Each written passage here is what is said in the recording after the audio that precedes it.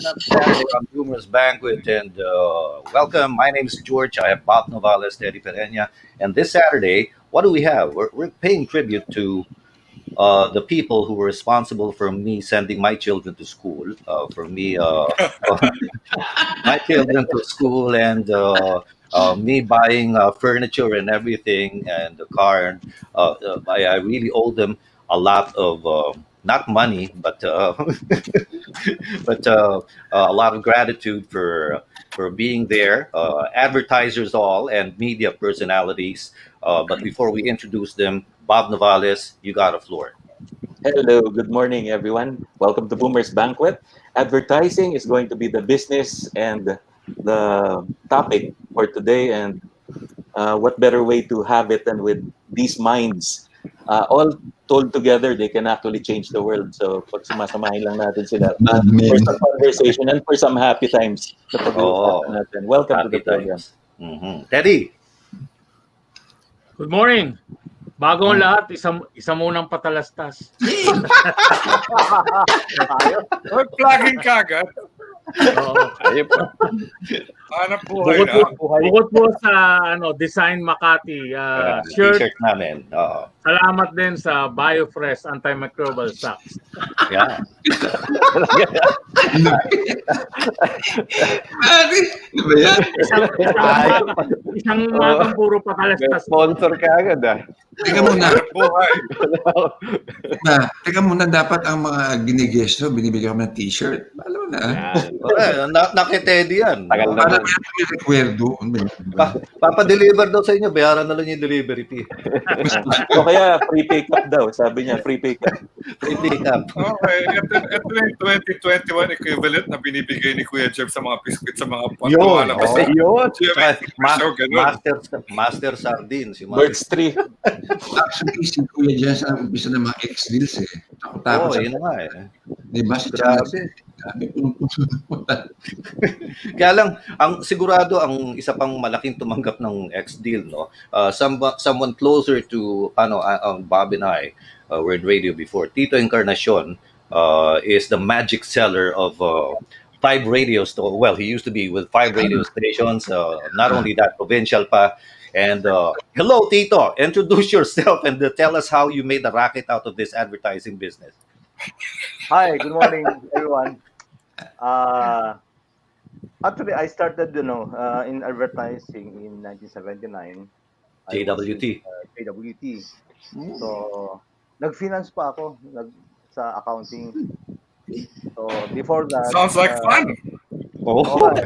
So, from Really? that, lumipat ako sa media.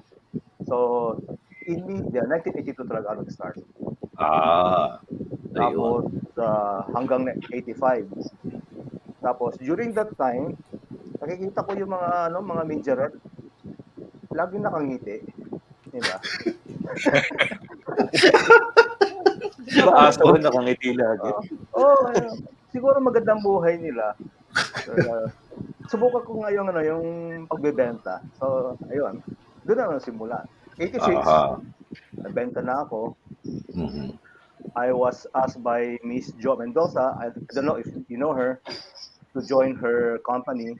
Kami nagbenta nung Loving Leors nung araw. Kay Ben Hernandez. So, Makabagbag yun, bro. tapos, ang unang station na binenta ko noon was WOK. Okay. Yung, sa ABS ngayon, MOR, Yeah. 10. Yun ang binenta ko, yung first radio station. Tapos may isa pang program, I forgot na din ang title. Ngayon, pero short-lived lang yun. Kasi 1986, January pumasok, dumating ang February, Revolution. Parang wala akong trabaho. Lamidya. Wala. Oh. So, tapos after that, lumipat na yung Love News sa Channel 7. Yun. Tapos ang WOK, binawi na ng ABS. So we were left with just one TV program. Hindi naman gano'n kalaki ang kita noon. So, nawala yun. Nawala ako. I don't know kung ano nangyari sa company. Mukhang nawala na rin sila eh. After that. Nag-freelance muna ako for about 5 to 6 months. Then during one of my rounds, I met Bernie Bonaceda, si Koyang. Si Koyang. So, oo. So sabi ko, Koyang, baka gusto mo kong kunin diyan sa sa istasyon mo, sa bago. Sabi niya, sige, I'll talk to the owners. So, yun na nga, kinausap niya yung owners, then he called me up. Then I joined them na. August of 1986. Yun. Very good, no? Fast forward, August 2018, home radio na ako. Pero in between, meron pa maraming ginawa. Of course, no? So, yun, Ganun naman ang karakitan ng buhay, eh. Na ayaw mo na ikwento. No? Oo. Si Mr. Commissioner. Yeah. Ayun. Okay, now let's go by age. Halatang-halata naman sa kabuhukan, ano? Mr. Lito Pagayo. Okay. Well, guys, I love this jamming session, and it's really nice to interact with you, the mga alamat ng advertising agency. I started advertising in 1979, no, at the age of 6.5. After high school graduation. Uy, Really? child prodigy. 6.5. No, kasi I think my father, kamag-anak namin yung mga Tordesillas, yung mga, ito yung mga herederos, kami yung anak pawis, taga Bulacan kami.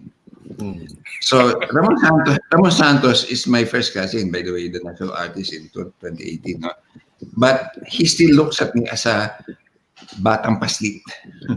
So, in those days, siyempre long hair ka, no? Talagang yun, fashion statement yun. Kasi para i-prove mo na hindi lahat ng long hair yung mga adik yan, mga kanyan. Pasok ko sa Pacific, nakabakya, nakabalanggot. Pagdaan kong gano'n sa hallway, nando si Tony Sorilla. Ito yung siya, salamin niya. Napapainis ang ganyan, bro. Tapos pag nakasubo ko sa elevator, sabi niya, aren't you going to cut your hair? Man, modulate niya. Eh, sure. Nakakadeliver naman ako. Style. So anyway, Audio Empire pa naman, recording, di ba? Eh, ang mga pagkano, Momi Hoya, yung sila Castilla. Pagka kami, Nescafe, saka Blend 45, okay lang. Pero pag Guatemala, kailangan iwalay kami. Kasi bawal yun, di ba? Mortasin you're using the product of a competitor. Ako sa Coca-Cola. Pag nakita ka na ng Pepsi, Coca-Cola, yes. So very strict, no?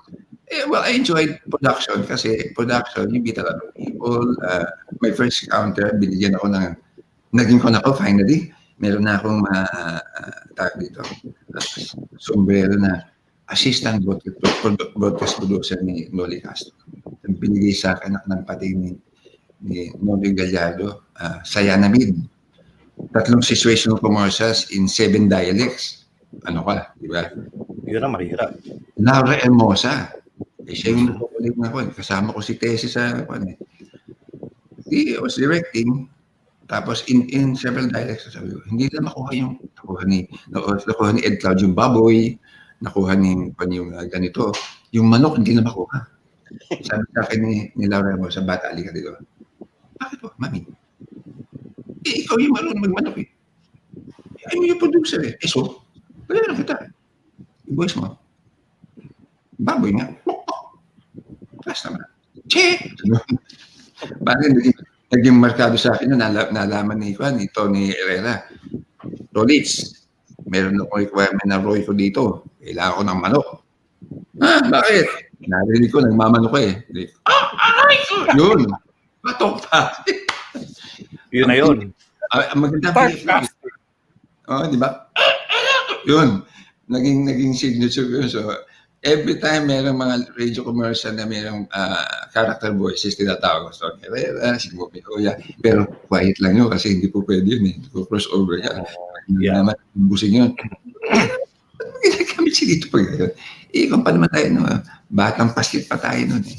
So after that, of course, si Q, Pastrana, sabi na to, let's join us sa ACC. O sige. Nag-iisip, bakit nag-martial law? Pull out kami lahat. Si Rick Almario was our creative director, Nick Tayag, Isip Lisano, kami, pull out kami, nag-enmask kami. And then we put up PPG sa show. Yeah. Uh-huh. So I was able to get Air France, nakuha namin yung Family Savings Bank. Kami yung the original interest savings bank. Kung paano na, arranger pa lang ni Mike si Mr. C. At ang aming singer, pare, Alice Bell. No less Yeah, than Alice Bell. I remember ang savings account no nasa 9% pa yata, 8 to 9%. Oh. So we got that and filmed it. Tapos 12% ang time deposit. Ang maganda dito, ito Alex, ito, wala pang mga computer CGI, no? Aming director si Boyatos, channel to VTR. Pare, low budget kami sa Family Savings Bank. So anyway, sige, cut out ka ng Boy Scout yan, tapos putulin mo yung kamay, meron tayong gagawing limit. Di nagtayo ang structure na. Tapos, sa likod ng Boy Scout, nilagyan ng goma, tsaka yung paper clip. Action! So, pumupukpok yung Boy Scout doon sa kwan. Ako yung nasa doon. Pasok. Puppetry, Ang budget lang na, 5,000 eh. Nakagawa ako ng 30 seconds commercial. Kaya nasanay ako sa entrepreneurial type of production. Puti, no? When we were using CC Pugak, that was one of our most successful campaigns. Ay, Mukasim, ano? Paano mo ginanon yung mukha ni Pugak? Tatanggalin yung posisyon niya. Pare, dinala mo ng jack. Dinala namin sa kanya sa karaoke pa noon dinala namin sa Cebu kasi Channel 7 sabi niya, can you join us in our 25th anniversary sa Cebu? Romdick Sarmenta at saka si Kampanon. Si pangalan to yung kanyang Marilyn Roynes. Oo. Nandun siya sa harapan. Sa likod kami. Si Dato Puti, si Mampugak. Sabi niya, Mampugak, ito na. Pose na natin. Tatanggalin ko siya niya. Pari, nilulupi siya ko. Tutugtugin ako myself. Mukhasim talaga. Dato Puti. Ang may masim power. Takala tayo. Bata matanda. Grabe yun. Oo. Parang minaso yung mukha, di ba? Parang pinitpit ganyan talaga. It was unthinkable for Cebu to shift to a white vinegar kasi sinamak sila eh. Yeah, right. Pero because of that gimmick na binuo namin with the client, kasi yung client ko din out of the box mag-isip eh. Siya din niya kaisip na, Tori, sabi niya, hindi natin pwede gamitin yung Kiko Man, ano? Di po. Gawa tayo ng soy sauce. Kiko rin. Kiko rin. Kiko rin. Pare, patugtugin mo yung Kiko rin soy. Meron tayong kopya nun, Kiko rin soy sauce. Wala ka ba dyan? Meron. Teka, tutugtugin ni Bob. Siya yung DJ natin ngayon. No, kasi nilos lang namin sa Cebu yan. So, Kiko rin soy sauce. we adopted the tune of Limbora. Limborako. Hindi Mike Pedero. Yeah. Obvious na obvious si Mike Pedero yung isa doon. Yeah! Yung mga ganun eh. So, speaking of Mike, papasokin, ay nawala siya. Paborito namin drum machine yung TR-88 yung ginagamit ni Bill Prince, diba? Yan na. Wala. Kakatawa to. This is really fun, no? Anong soy sauce ang current hit sa lutuin? Narito na ang Kikorin soy sauce. Hoy, pagkakit! Ako ay Kikorin na rin. Sarap! Ikaw ay Kikorin na rin. Siya ay Kikorin na rin. Yan ang tuyo. Kami ay Kikorin na rin. Alright! Alright! Kikorin na rin. Now, ay Kikorin na rin. Nakakatuklas ng kakaibang linamnam ng Kikorin soy sauce. Kikorin na rin. One more time. Ay Kikorin na rin. Kikorin soy sauce. One more time! Mike na Mike eh, no? Yan, si Mike Pedero, yan! Ang idol ko. Hello. Sorry, Sorry, medyo. Anyway, Sakto naman sa Kiko rin mo, Mike. yung Kiko rin, Yeah. Dinilos namin sa Cebu yan, no? Nandun kami sa Carbon, no? Tapos nagbibihis yung kliyente namin sa hotel. Sabi nung isang mga bellhops, Sir, kayo rin, Kiko rin na rin. Yung special Kiko rin na rin kayo. Kasi ako ay Kiko rin na rin, sila ay Kiko rin na rin, kami ay Kiko rin na rin, tayo ay Kiko rin na rin. Alright! Panalo yung copy, eh, no? Ang tumalo lang doon sa copy nyo, yung Senny Orange drink, eh. Hindi, kami ni Mike, spontaneous yung alright! Magsigaw namin doon. Nandun lang, ginawa lang namin sa studio. Wala nga, eh. Para Yung mas- Mike na Mike nga, eh. You can't miss it. May, Mike Pedero talaga. Missing. Ha? Hindi naman. Parinig natin, George, yung isa pa, yung mukasim mo. Sige, yung mukasing. Mukasim talaga. Dato Puti, ang may asim power. Ayos eh. Sino yun? Tolits, sino yun? Sino yung announcer? Yung announcer na yun? Teka. Hindi ba ikaw yun? Hindi ako yun. Hindi ba ikaw yun? Tenor daw ako, di ba? Tenor daw ako. si Lito kasi ano yan eh. Parang ako rin yan eh. Na dahil sa batinding pangangailangan, DJ, singer, jingle maker, producer, announcer, lahat na. Last time nag-guest si Mike sa amin, Yun, matinding pangangailangan. Binubulsa lahat ng talent fee. Sabi ko sa kliyente, it's true ha. Kasi walang budget. Kliyente namin, Toyo Mansi naman. Silang Toyo Mansi. Kapatid ng Dato Puti. So sabi ko, sige Mike, gawin ko lang muna yung kaya ko pa nun kasi nagda-diet ako eh. May kurot, asim, angka, kalamansi. Pinasan sa kliyente, approve. Sabi ko, no worry sa client, pakakanta namin yan. Pinakanta ni Mike kay Alice Bell. Pag-pisan ko sa kliyente, gusto ko yung dati original. Anak ng pating. At in-air namin yun, yung version ko. Actually, may kilala ko ganyan na ganyan. Ang tawag namin dati doon, yung WAM, What About Me Production. Si Jojun Luanson, ano yan eh, sa What About Me Productions, especially when we were doing Coca-Cola, MTVs and everything, Music Watch. Talagang tayo lang noon eh, no? Jojun, explain to them how you came into my life. Jojun, by the way, is one of my closest friends, no? Okay. And we go back a long way. And he's a pastor now, Jojo. No? Talagang pwede mag-reform talaga no? Kahit na...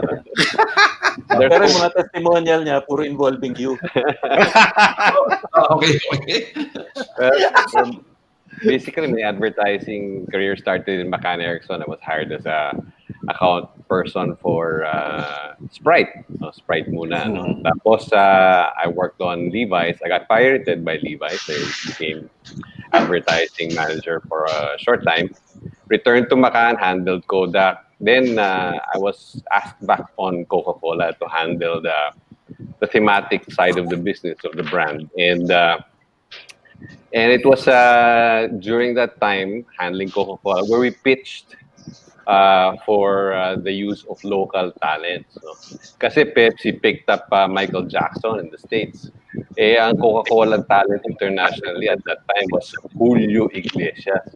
Sabi namin sa kliyente, hindi pwede yan. You know, wrong target audience, his appeal is 30 and above. So, we pitched for local up-and-coming talents. So, we got Pops and Martin, who were on Penthouse Live, to do a jingle. And then we decided to expand the pool. And George was involved there. We set our sights on this fellow named Gary V, who was doing his Tavern on the Square gig with Music and Magic. So punta kami ni George doon. Kaya kilala ko na si George because part of the strategy of Coca-Cola was to have a music program with up-and-coming talent. So we went there, we talked to Sandra Chavez, and si Chitwan yata nandun doon eh. So we locked up Gary V, then we picked up a certain Shona Velasquez, who became Regine Velasquez. And then we picked up Sharon Coneta, we got to know Big. And actually si George, I met because we did Music Watch with Coca-Cola. We talked to Freddy Garcia sa GMA network marketing pa si wala pa siya sa ABS-CBN, si Freddy.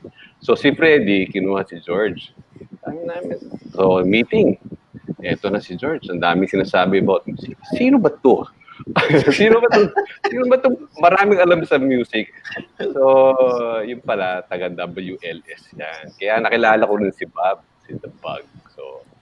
So that was basically how we met. And we spent a lot of time promoting Coca-Cola through the music program. So we did a lot of concerts in the provinces with Pops and Martin, with Gary V and Regine and Sharon as well. So that's how I met George and how I met Vic Del Rosario as well, because of Coca-Cola and all of the the talents that we were managing.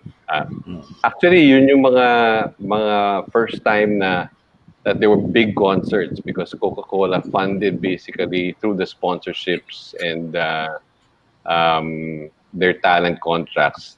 Big concerts. Dati kasi puro foreign acts. Dito nung Coca-Cola got into the scene, the packages included concert sponsorships, which basically paid for the production costs. No? So biglang nagka-folk arts theater, nagka University of Life, yan. So tapos si George, yan, yung nag-launch yung Coca-Cola ng mga jingles nila. How we did the roadblock and we wanted to own stations. So we had a variety of Coke-Kisit renditions by different artists. Yung Coke-Kisit kasi ginawa nilang mala Laura Branigan, mala Madonna, mala kung sino-sinong mga artists. So there were different ways it was executed. And what we would do, we would buy time Kayla George and WLS and other stations. That's how our friendship got cemented. Yeah. Kami ni George. Tapos kami, and then I actually moved on to production after that. Because when we were doing our concerts in the provinces, lahat kami on board. Wala pa yung mga event management group na yan.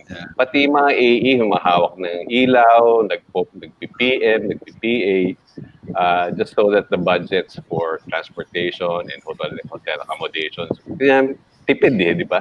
Tipid. Halos jet ba?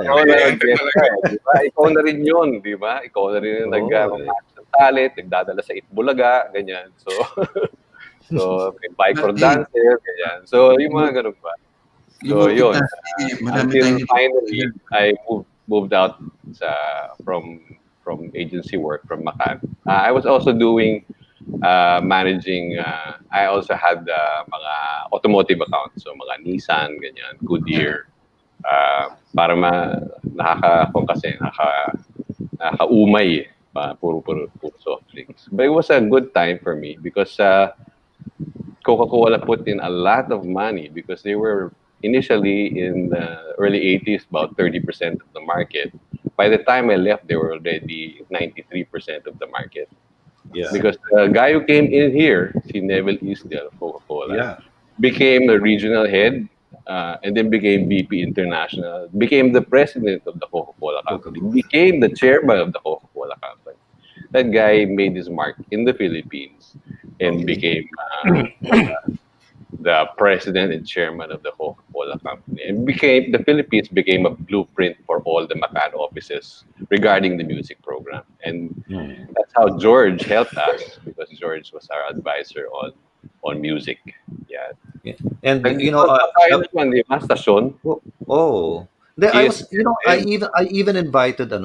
I even invited Annie Eliosida, but she wasn't feeling well. Annie was the head of the creative group that time. It was for the Coke group, no. So sayang nga hindi siya makasali. And yung 93% share ng Coca-Cola, one of the guys who was affected is watching us now. Manny Sabares of Pepsi, who used to be with Pepsi, and Fresh Plus and Colgate. Manny, how are you? He's in Mississauga in Canada. Good evening to you. No? Ayun, no? So, enjoy ka lang dyan, Manny, and you can ask questions and you can expose Jojo for whatever it is. No?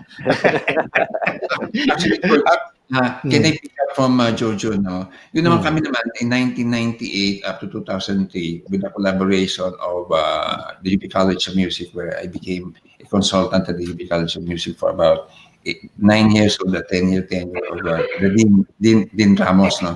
That's where I learned the value of classical music. Saka jazz na Si Sandy Makin, sinisisi ko yan. Pinahiram ako ng tape 5. Sabi niya, pare, pakinggan mo yan. Kuya, hindi ko maintindihan. So anyway, so I moved up to classical, and then for 8 years, we were able to come up with something like ang tiso noon, naghahanap pa, paano ba natin bubuhay na tiso? Kasi natulog yan because of ibang focus nung dati nag-handle. So eventually, we came out with that Tiso World of Music, where we brought a concert all to the mall. Yun na yung first event management na kumpleto. Pero ang maganda doon, Jojon, iba yung konsepto kasi advertising ang humawak. Hindi yung events management lang nandyan.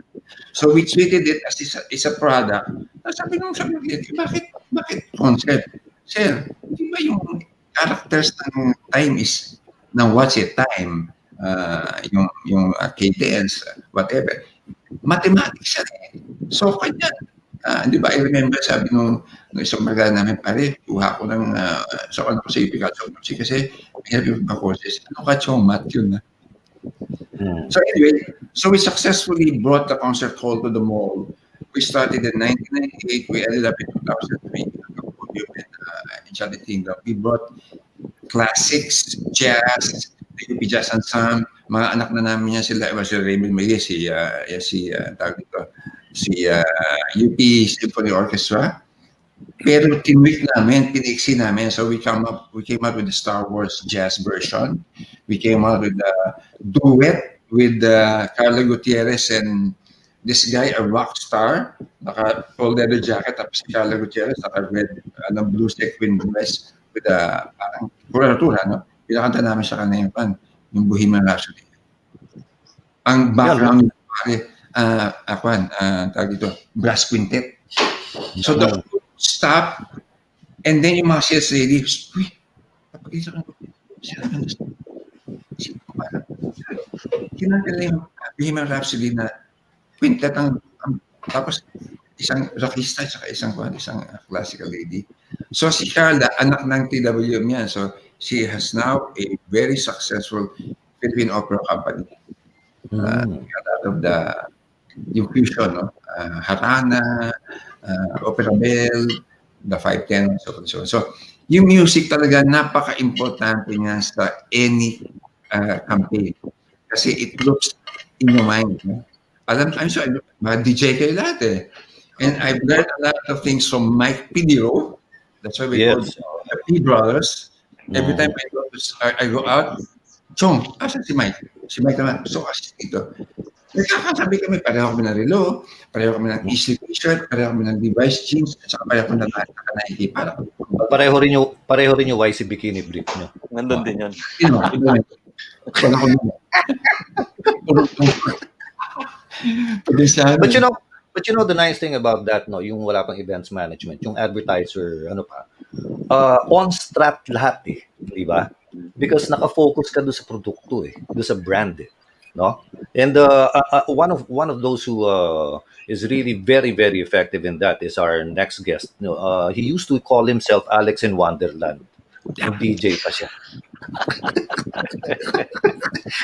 Alex in Wonderland. It was Mike Pedera. Sir Mike! Si Mike pa din. Paano ba nangyari doon? Saan? Doon sa Alex in Wonderland. Yung McNally daw, Macario na lundasan. Diba? Hindi. It's actually Macario Nali, which is a Filipino name. So pag shortcut mo, naging Mac Nali. Nali. Yo. Why? Sorry, dinidil ko yung sikreto mo. Ikaw naman, paano ka Anyway.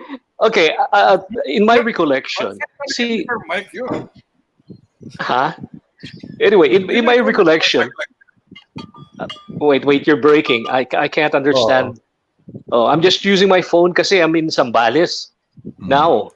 Nandito lang ako sa kwarto, yung mga kasama ko nandun sa beach. Wow. So, kalalabas lang ni Dal, my wife, and she's going to the beach already. So, iwan ako sa kwarto. Anyway, as what I remember is that si Alex kasi during that time, I think he was still in college, no? When he first applied for a job sa RT nung araw. Nasa Doña Natividad building pa kami. Welcome. So welcome. So welcome. Dun sa Welcome Rotonda. Yes. And we were operating RTAM pa noon. I think we had FM already during that time, pero low power pa noon. Hindi pa full-fledged. TRBC pa ang tawag niyo doon, di ba? Doon sa RT. Well, no. TRBC is the corporate Trans Radio Broadcasting kasi yan. Anyway, what happened was, walang pangalan si Alex. Out of the kalokohan ko and everything else, sabi ko, ang ganda ng pangalan mo. Alex in Wonderland. Alex, N, yung kanyang N is your middle name. Wonderland is the last name. Actually, it's basically the same thing as the names of Eric Kane, as in taken from Hurricane. Mark Ado, as in si Mark Manalang, di ba? Mark Marcado, di ba? You see Bob Curry, ang pangalan ni Bob Curry was given by Ale, si Al. Si Al, ako nagbigay ng pangalan, Al W. Leader. Maganda yung Brian Panty. Actually, yung W, pa yun. Brian Panty. Brian Panty. Peter Rabbit, Mike. Say this si Peter Rabbit, no?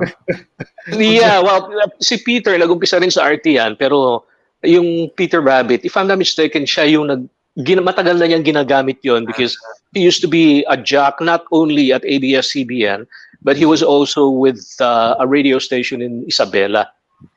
Yung ano niya kasi, si Roger, yung kanyang uncle, kaya nakilala namin si Peter, was our station manager for our radio station sa Trans Radio Broadcasting during that time sa Santiago, Isabela. But anyway, going back to Alex, so ganun yung naging pangalan niya. But after that kasi, I don't know what happened already. I think during that time, he graduated already from UP, sa CMC na or still Institute of Mass Communication. IMC pa, tama, IMC pa. And then I think he joined advertising and history happens. Yeah. So, gano'n ang kwento. Actually, Alex, from Alex in Wonderland to the president of Harrison Communications. How can you beat that, di ba? Yeah. Paano nangyari yun, Alex? My gosh. You had a lot of money to spread around?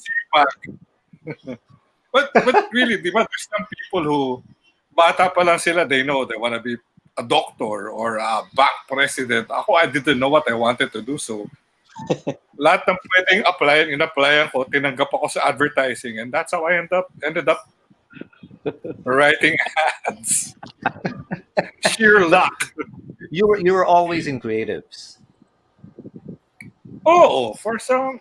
Yeah, but I enjoyed creating and writing, and the idea of pag sinulat ko to, may taong gagawa nito at gaganap ng boses nito, parang that's cool. But you never the idea never hit you na, pwede kong i-voice rin to kahit na ako sumulat. No. Well, one time lang. Matinding pangangailangan, di ba? May sideline kami noon for this brand called Queso, yung QES. Producer ko na si Angelo Madrid. So, nung pinapresent namin sa client, si Angelo graduate din yan ng ng RT. RT yan, di yan? Oh, yeah. Si Angelo. Angelo He was one of the DJs also before. So yeah, sideline namin ni Angelo. Siya yung paborito. Basta kaibigan ko si Angelo, so siya yung producer ko. When I was presenting the board to the clients, ito basta naisip ko, mag-rap tayo pero Mexicano yung mag-rap. So, I say a Q and a U and an E, so, queso. Rap. Yes, sabi ni Angelo. Hindi na ikaw yung mag-voice. Okay, sige. So, sideline, na-sideline pa namin yung voice talent.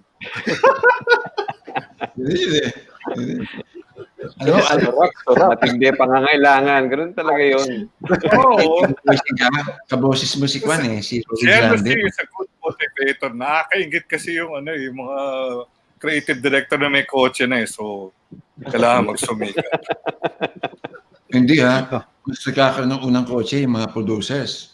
Anyway. Oh. Yan. Hindi, kaya lang, Yan na. oh, Anyway, walang ano- walang tatalo kay Tito, no? Nakita lang niya nakangiti yung mga advertiser at yung mga nasa media, ayos na.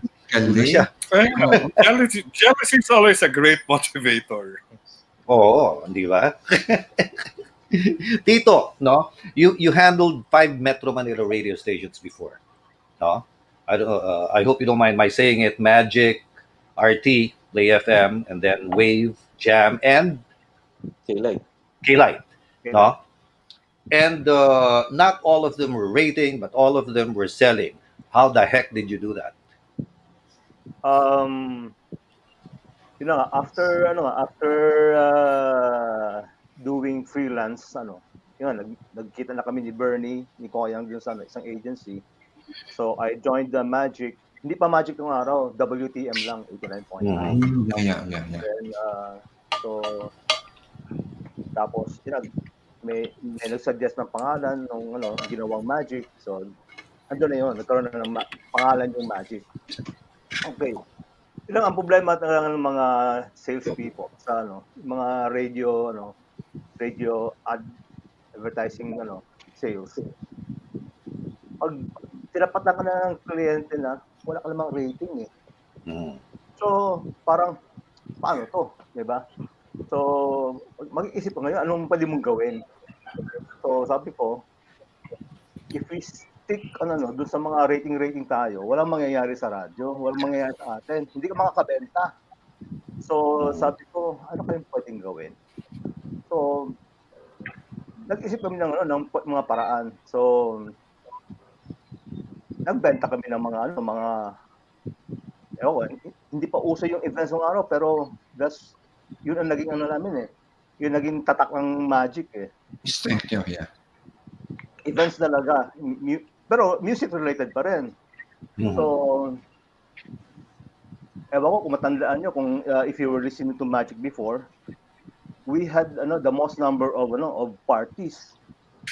Nagpa-party kami sa Golden Shell Pavilion sa May Roas Boulevard. Yeah. Isang place yun, parang basketball court yun eh. Ang laki. So, yun, nung nilapit ko sa sa Chippy. So, nagustuhan naman nila yung concept. Sabi na, tama-tama kasi ang market namin, mga bata. So, kinuha nila yun. So, nagkaroon muna kami ng tawag to, yung Halloween party at saka Christmas party. Naging successful yung dalawang events na yon. So sabi nila, dito kukunin ko na yung next year mo, yung buong taon. So Naka-lock in na. Naka-lock in na ako. So meron na akong benta for the whole year. So doon. Tapos events pa rin ang mga pinasok namin. So pag nagano kami ng beach parties sa Paniman, sa Puerto Azul, dinala namin ang mga listeners namin sa Corregidor, dinala namin sa Subic. Tapos nung pumutok ang Pinatubo, so syempre wala lang Amerikano sa Clark at saka sa Subic. So walang hanap buhay yung mga tao doon. So si Senator Gordon, who was the mayor then of Olongapo at naging chairman ng SBMA, invited groups na to explore yung Subic. So kita kami doon sa mga kumbaga tumugon doon sa call na let's help Subic. Let's help revive kasi wala na Pinatubo, patay rin yung negosyo sa Olongapo eh. So naisip namin na may campaign sila about ecotourism sa Subic. So sinakyan namin yung ecotourism. So we brought in 2 bus loads of listeners. Of course may pa-contest ka sa ere, di ba? Kumuha kami sponsors, kinagat din yung sponsor yon. So meron kaming may event na kami, nakatulong pa kami sa Subic sa Subic. Nakabenta pa kami, kumita pa ako. So, gano'n na. Lahat Nakangiti ka na bago pa kotse mo, di ba? Yun lang yun eh. Pero, tama si Tito sa ang pagbenta ng radio, really have to come up with a creative packages. Oh. Which I think City Light also did the same. No, when they Yeah, launched, yung kay Mike. it was launched in a yacht of si Chairman si Limho ko. So siyempre pag nasa yacht ka, hindi makakaalis yung mga bisita mo. Ang galing, that was a good idea. I remember ganun din ang ginawa ng isang produkto, yung Pepsodent yata yun. Linon sa yacht para walang makaalis na advertiser. Exactly. Tapos actually, that's the reason why also nakipag-collaborate kami sa City Light, sa CCP. That's why I also became the sort of consultant CCP because of my affiliation with the UP College of Music. So doon na buo yung mga konsepto na magana. Naubos na namin yung piyesa ng CCP, naubos na namin yung piyesa ng UP. Binabayaran pala yun eh. Pagpunta sa Amerika, nag-i-score ako ng mga Broadway, sabi niya, from one country, yung Philippines, ayaw bentahan, pare. Yung piyesa. Pilipinas, ipokoto. But I've learned a lot. My exposure to radio because of Mike, I began to appreciate the power tag. Right from the time that we launched Mukasim, we've been using power tag, and it's a very successful way of capturing your market. That's why ang nagsusurvive na power tag yung ACS, di ba? Oo, yung ACS, grabe yan. Talking about promotions, talking about promotions, no? I'd just like to relate itong nung araw, nung bagong-bago pa lang NU 107 noon. Ako kasi, normally, I come out with events and gimmicks for radio stations based on what is available as a resource. In the case of City Light, maganda because yung board of directors namin, si chairman, for example, may mga yate siya, may mga helicopters. Yung isang ginawa nga naming gimmick noon for City Light, sabi ko kay chairman noon, Chairman, pwede ko bang hiramin yung isang mong helicopter? Sabi niya, anong gagawin? Magpapalipad tayo ng listeners the whole day. Pwede ba yun? So, ginawa namin yun. Mag-aabang ka sa Green Hills, sasakay ka ng helicopter, the helicopter is going to go around Metro Manila once, tapos bababa ka uli. So, ang haba nung pila namin sa may Green Hills Theater. Yeah. So, nandun yung resource available. Yung use of yacht, ganun din, no? Si Limho ko kasi mahilig sa mga yate-yate. Kaya ganun. But this one that I would like to relate to you, yung sa NU 107, yung isang sales girl namin, si Tess, sabi niya ganun, Mike, meron akong possibility of getting the Department of Tourism. Sabi niya ganun. Ano yung gimmick nila? So sabi niya ganun, parang they want to expose yung country, no? What the Philippines is all about and everything else. So I came out with this idea, going country. So it went, NU 107 is going country. Promote namin yon. Nagkaroon kami ng protest. Nagkaroon kami ng protest sa harap, mga bata. Sabi nila, no, don't go country. Akala kasi nila, magpapalit ako ng format. Tutugtog ka ng Fred Panopio. Exactly. Akala nila mag-change ako ng format. So we had people, sa harap ng Solid Bank building sa Makati, small kids, yung mga teenagers, sabi nila, no, we like your music. We like Alice in Chains and all those things. Ano? Kasi yun mga tugtugan namin nung araw sa NU eh. Yung ganun. Yung pala, ang ibig sabihin nun, we're going to send listeners all around the country. So yun. And it was a simple, it was a very simple promotion, yet it was meaningful and it stirred up a lot of people. You know? Kaya, like for example, in the case of 99.5 RT, kami yung music authority, kasi alam mo nang, kami yung sticker spotter, fan tests. Or show us your 99.5 RT, yung gano'n, no? Like you have to show us exactly where you placed your 99.5 RT sticker. There was even a chance na mayroong isang listener, dala-dala niya yung kama niya kasi nilagay niya yung sticker niya sa headboard. Sayang eh. During that, dinala sa 6th floor. Sa Pacific Bank building. Can you imagine that? Yung mga ganon. So it stirred up a lot of mga activities na, and then when I was consultant for RK naman, we came out with what they call pocket concerts. No, it was an unheard of concept during that time.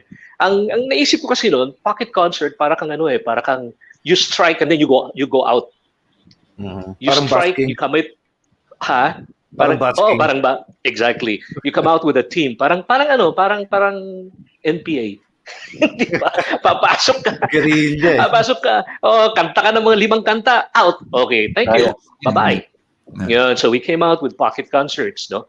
And then kung ano mga kalokohan na So it really is all imagination, but the most important thing is that it has to be something memorable that people remember. Now when they think about it, people will say, "Yeah, natatandaan ko 'yan. Ginawa 'yan ng ganito. Ginawa ng ganito 'yan." Ganun. And then of course, the most important thing also is that you have to have the available resources at the most economical way of doing it. Yeah. Mike, So yun na ba yung time ng Real Radio, ang Real Radio, yung RS? Real Radio. Real Yes, Radio, yes. right. Real Radio. No, Mike's idea of Real Radio, no? Pati yung mga, lahat ng pinapasukan ni Mike, ako nagdi-design ng logo, yung City Light, Yes. in 107, the first logo was done by our agency. So, Sariling sikap na naman. so kaya ang exposure to that time, exposure radio, yun. Siyempre, di ba? Normally kasi you would have your network, di ba? Network supposedly, di ba? Siyempre, it's a mafia style. Di ba? It's a mafia style thing. Siyempre, ang gagamitin mo. Ang gagamitin mo yung grupo, di ba? Because you're thinking of the same thing.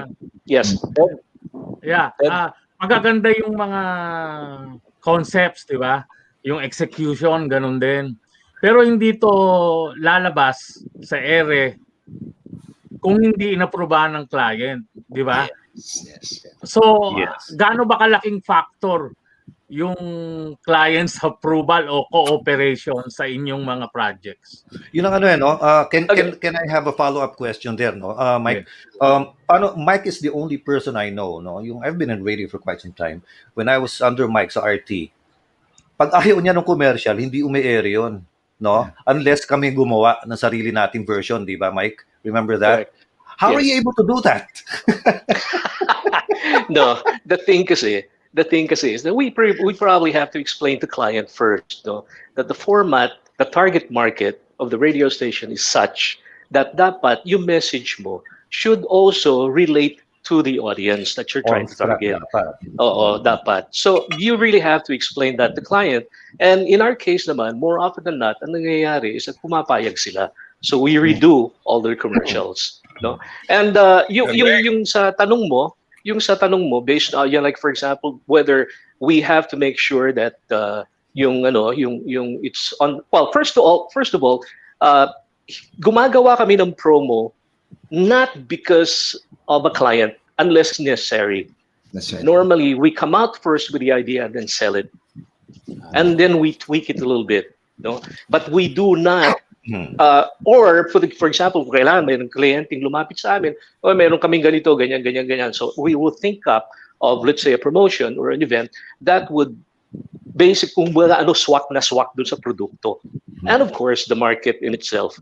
Kasi nga naman, gagawa ka ng marketing strategy. Pagkatapos off-strat, mali yung target mo, sasabihin ng audience mo, ano yung ginagawa niyo? Bakit para na kayong, di ba, yung one of those stations, parang gano'n, no? Right. So you really have to cater to your market. In our case kasi, we've been very successful in explaining to client, and at the same time, we have proven kasi that our promos work. That's the most important thing.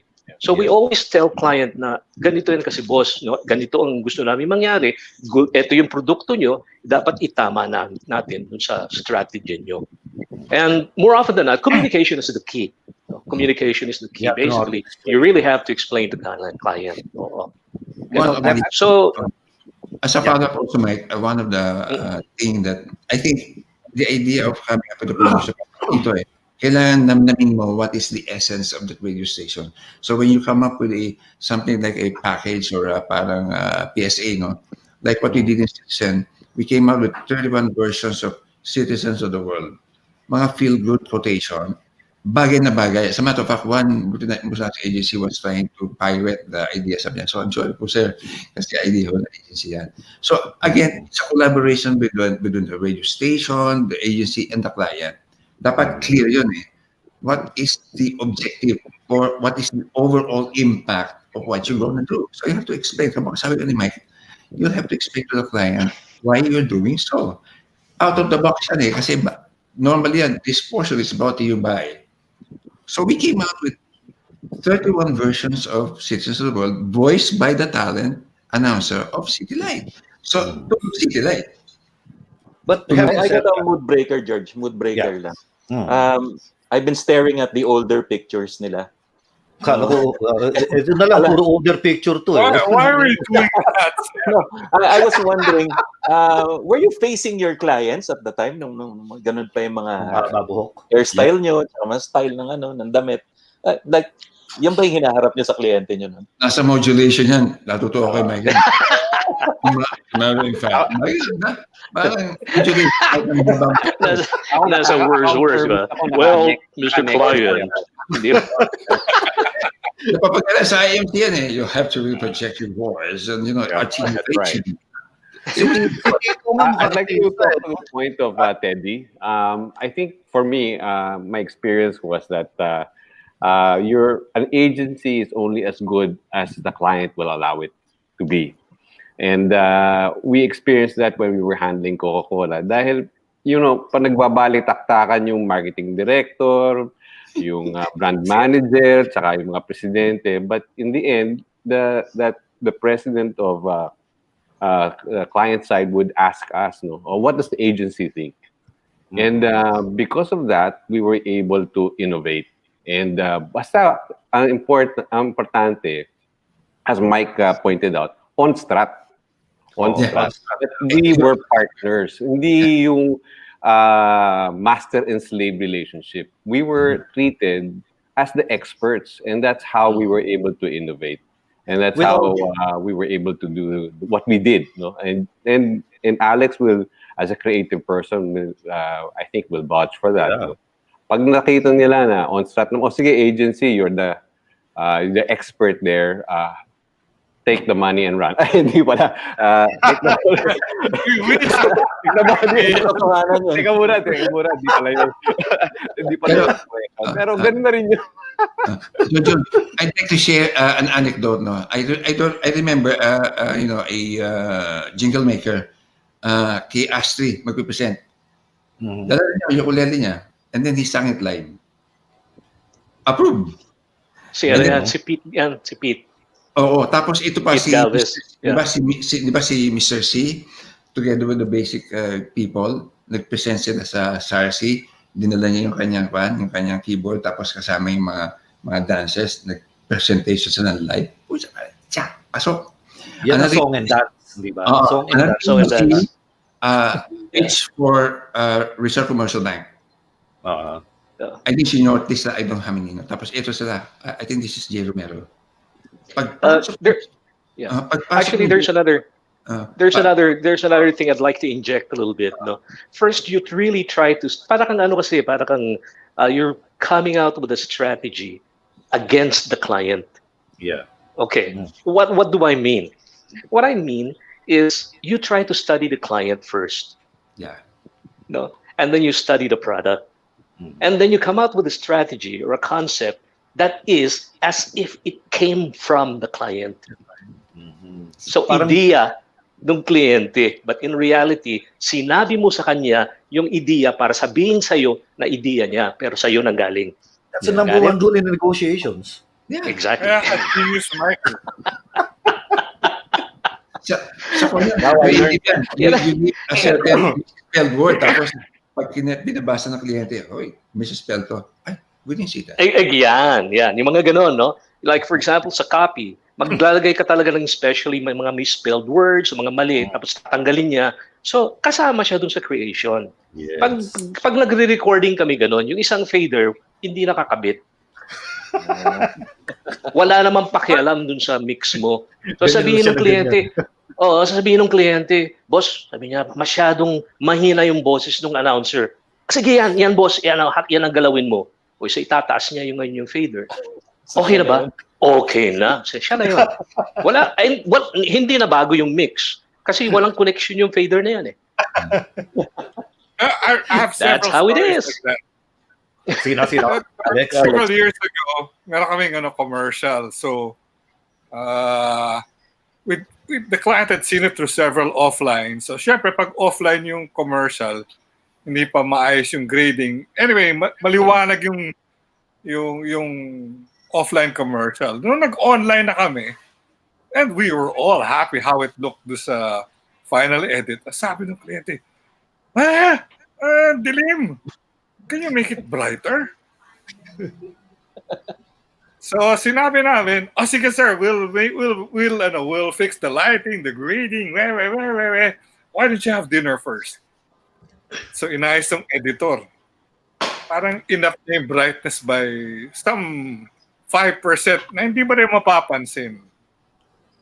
So sabi ko, alam ko na. I-save mo yan, yung 5% na yan. Tapos yung material kanina, diliman mo pa. So syempre, may contrast. Ito maliwanag ito. Sir, here's the new material. We graded it. Yan, I like it. Beautiful. That's Approve. where Uy, word of warning. Nire-reveal nyo lahat yung mga sikreto nyo, ha? Clients beware. Ito yung mga tricks na ginagawa nitong mga Presidente yan. Meron akong editor sa video. May mga humihirit na naman na kliyente na saka producer or whoever na parang kulang ng 2 frames yung scene na yun or 3 frames. 2 frames. Ginagawa ng editor. Kunwari may ginagalaw. Ito, tignan mo. Yan! Wala naman. ito ganda experience sa mga recording, di ba? Dati, putol tape eh. Di ba? Slice. Tapos, siyempre, yung technician mo, sasabit yung cut, inahachi. Yep. Wala. Tapos, kila Mike, nakaalis yung talent, wala, parang hindi visible yung S. Sabi nung, ewan ko, sino yung technician ni Mike, yung engineer niya. Chong, punta po kayo doon sa Jope yata, punta ko sa Mike, bakit? Sabihin na, okay. O sige, ayos na sir. Ha? Okay na yun. Tapos inedit niya. Parang ko na. Mano-mano pa nun, ha? Di ba? Yung sa tape, kakat mo yun. Tapos, actually, yan ang sikreto sa jingle singing. No? Normally, most of the jingles I do kasi are normally because of the idea that it has to be a come-on. It's a crowd thing that's supposed to be happening. Bandwagon effect. No? Most of the jingles I do are choruses.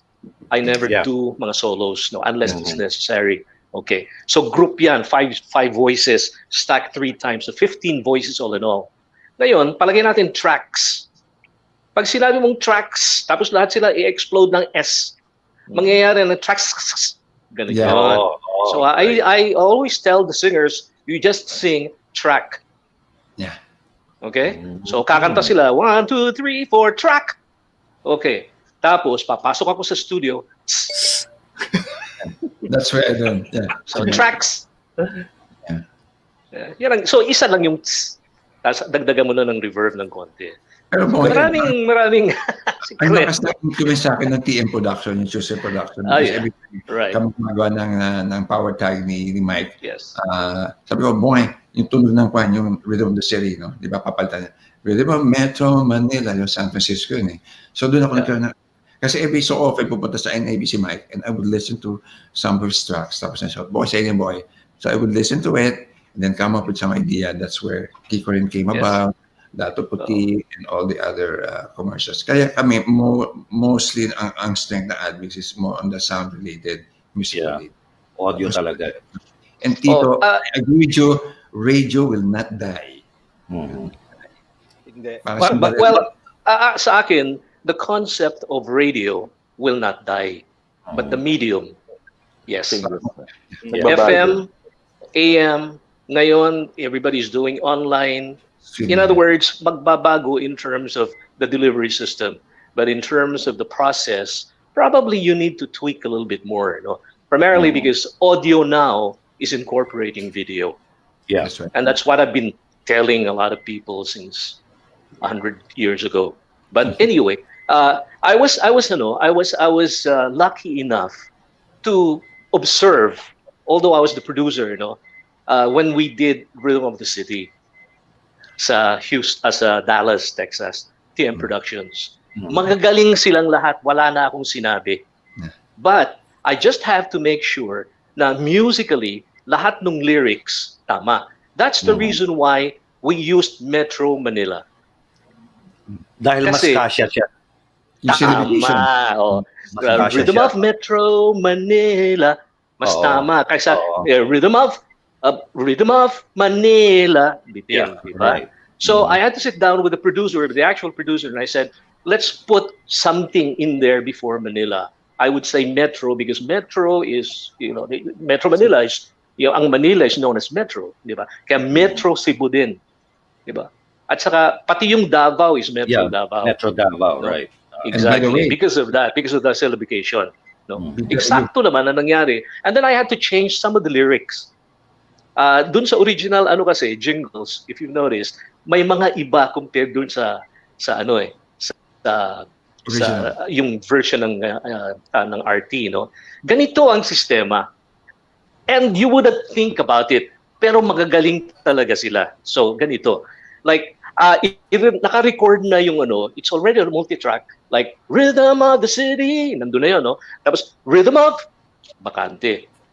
Okay. Okay? Tapos Rhythm of the City, Rhythm is Bakante. Okay? So ngayon, they have 5 singers. Tapos they would go Rhythm of the City. Tapos Rhythm of kanta sila ngayon Metro Manila. Cut and Punch in paste. lahat. And Punch this in was lahat. Punch in lahat. punch in lahat. Oh, wala pang cut and paste. And nun this was in when was that? 19 80s mo eh. Wala pa. Analog tapes. 79. Analog tapes.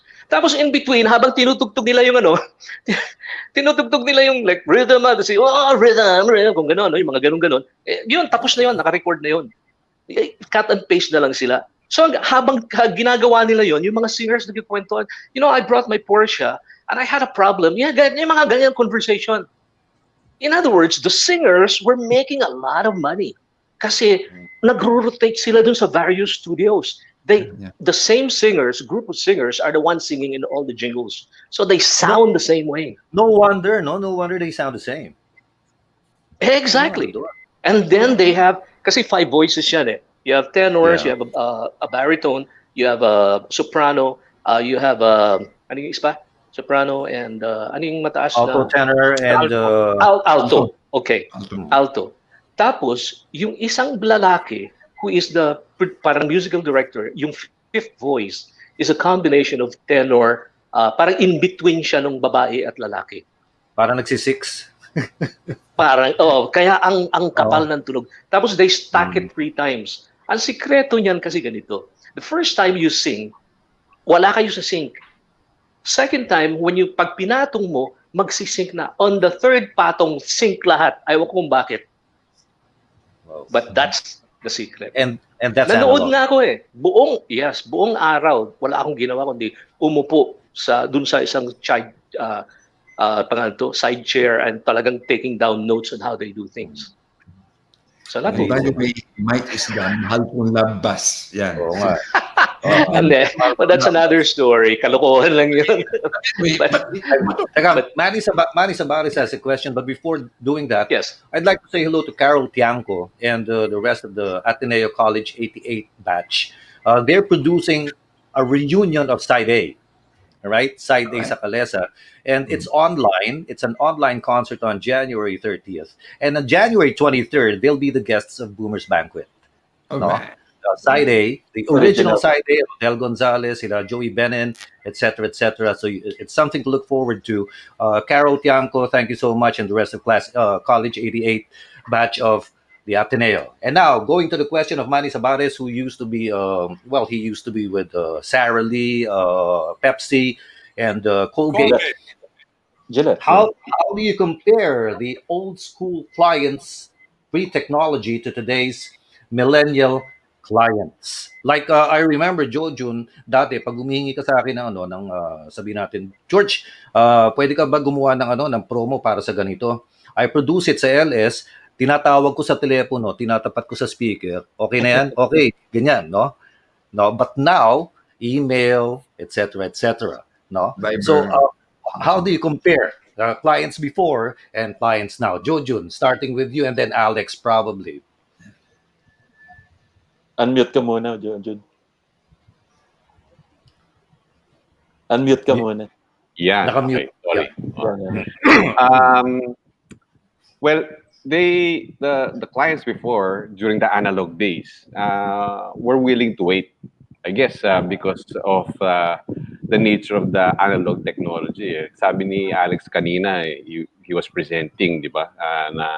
Na telesine transfer yung pelikula, tapos nag-interlock, tapos one light transfer muna yung presentation, ganun di ba? Tapos pe-present mo, tapos magko-color grade ka, tapos saka mo yung online. Papasok mo na lahat ng elements. Haba ng proseso. Ngayon, pag nag-shoot ka, digital. Oo. Diba? Bilis And I think there's so much pressure today to come up with a material that's pang-online lang Yan, ang dialogue. Pang-online lang. Pero dati, they would spend 2-3 million pesos for a TVC.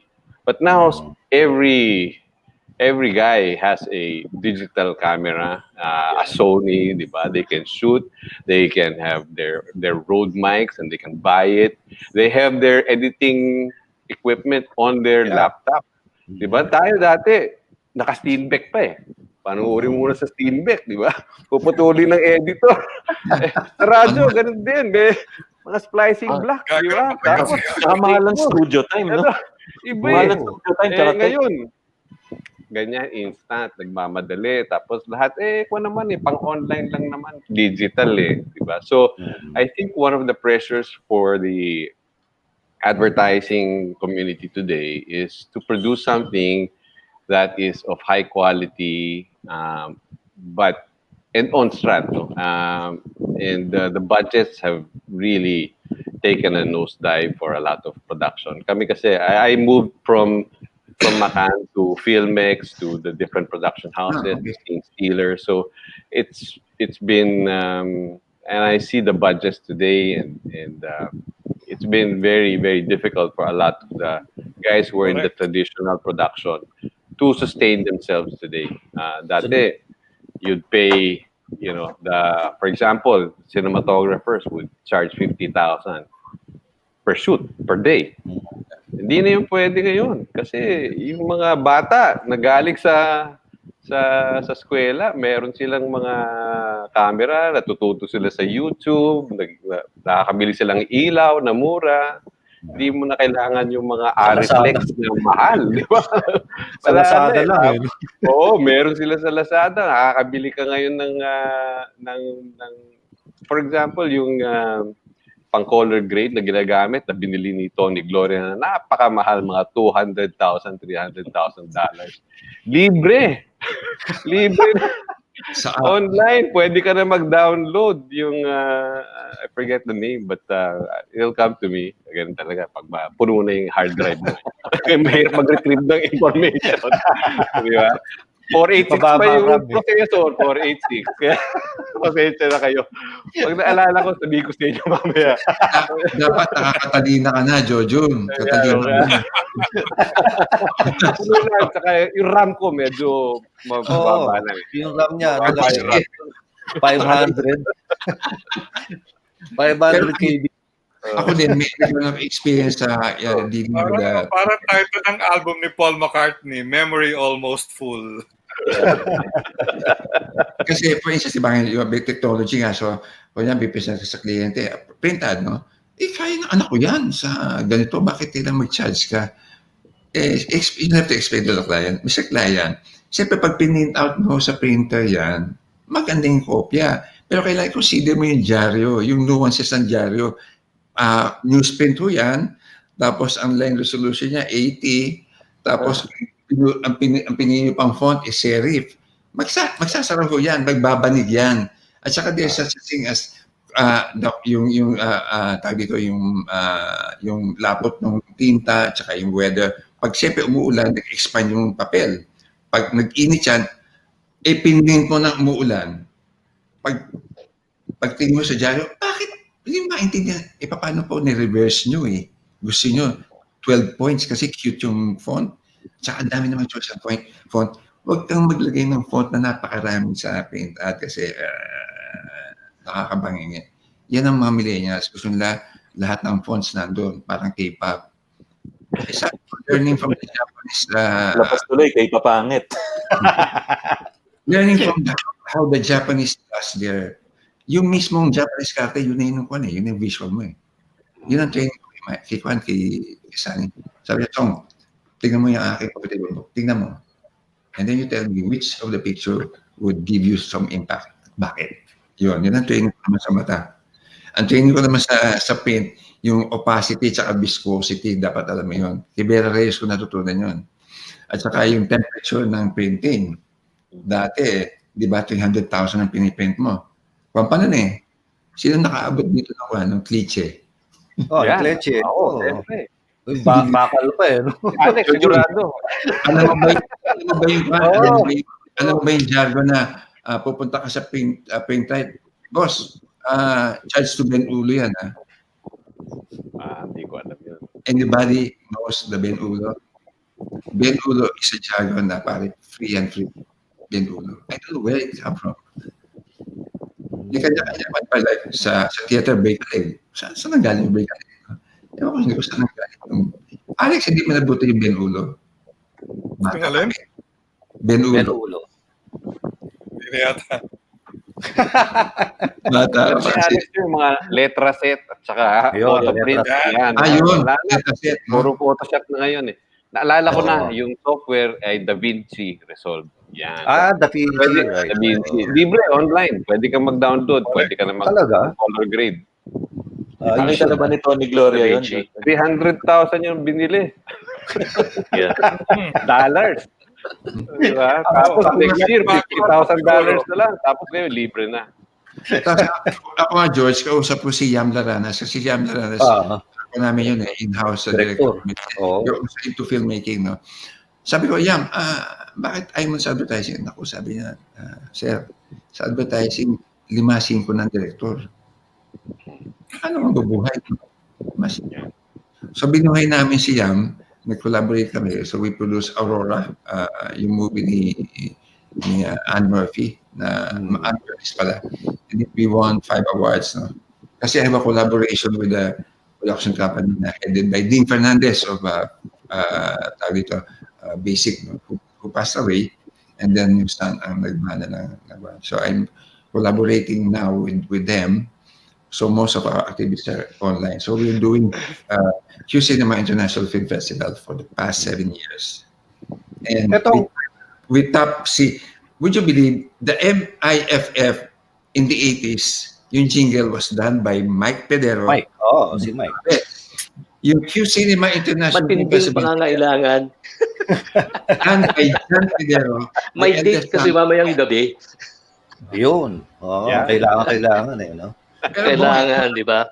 Magpupunta sa ano ba yung mga hindi sa Wells Fargo. Kailangan niya diba? mag-Wells Fargo. Hindi na siya pwede pumunta kay James D. Kaya ano muna.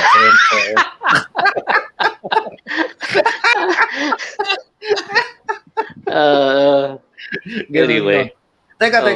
Anyway, Tito, going back to your question, George. Si Alex kasi I would Sir Miss, I would actually say na meron siyang sasabihin tungkol dun sa mga millennial clients now. Kasi later on, I would like naman to talk about the producers who are millennials now.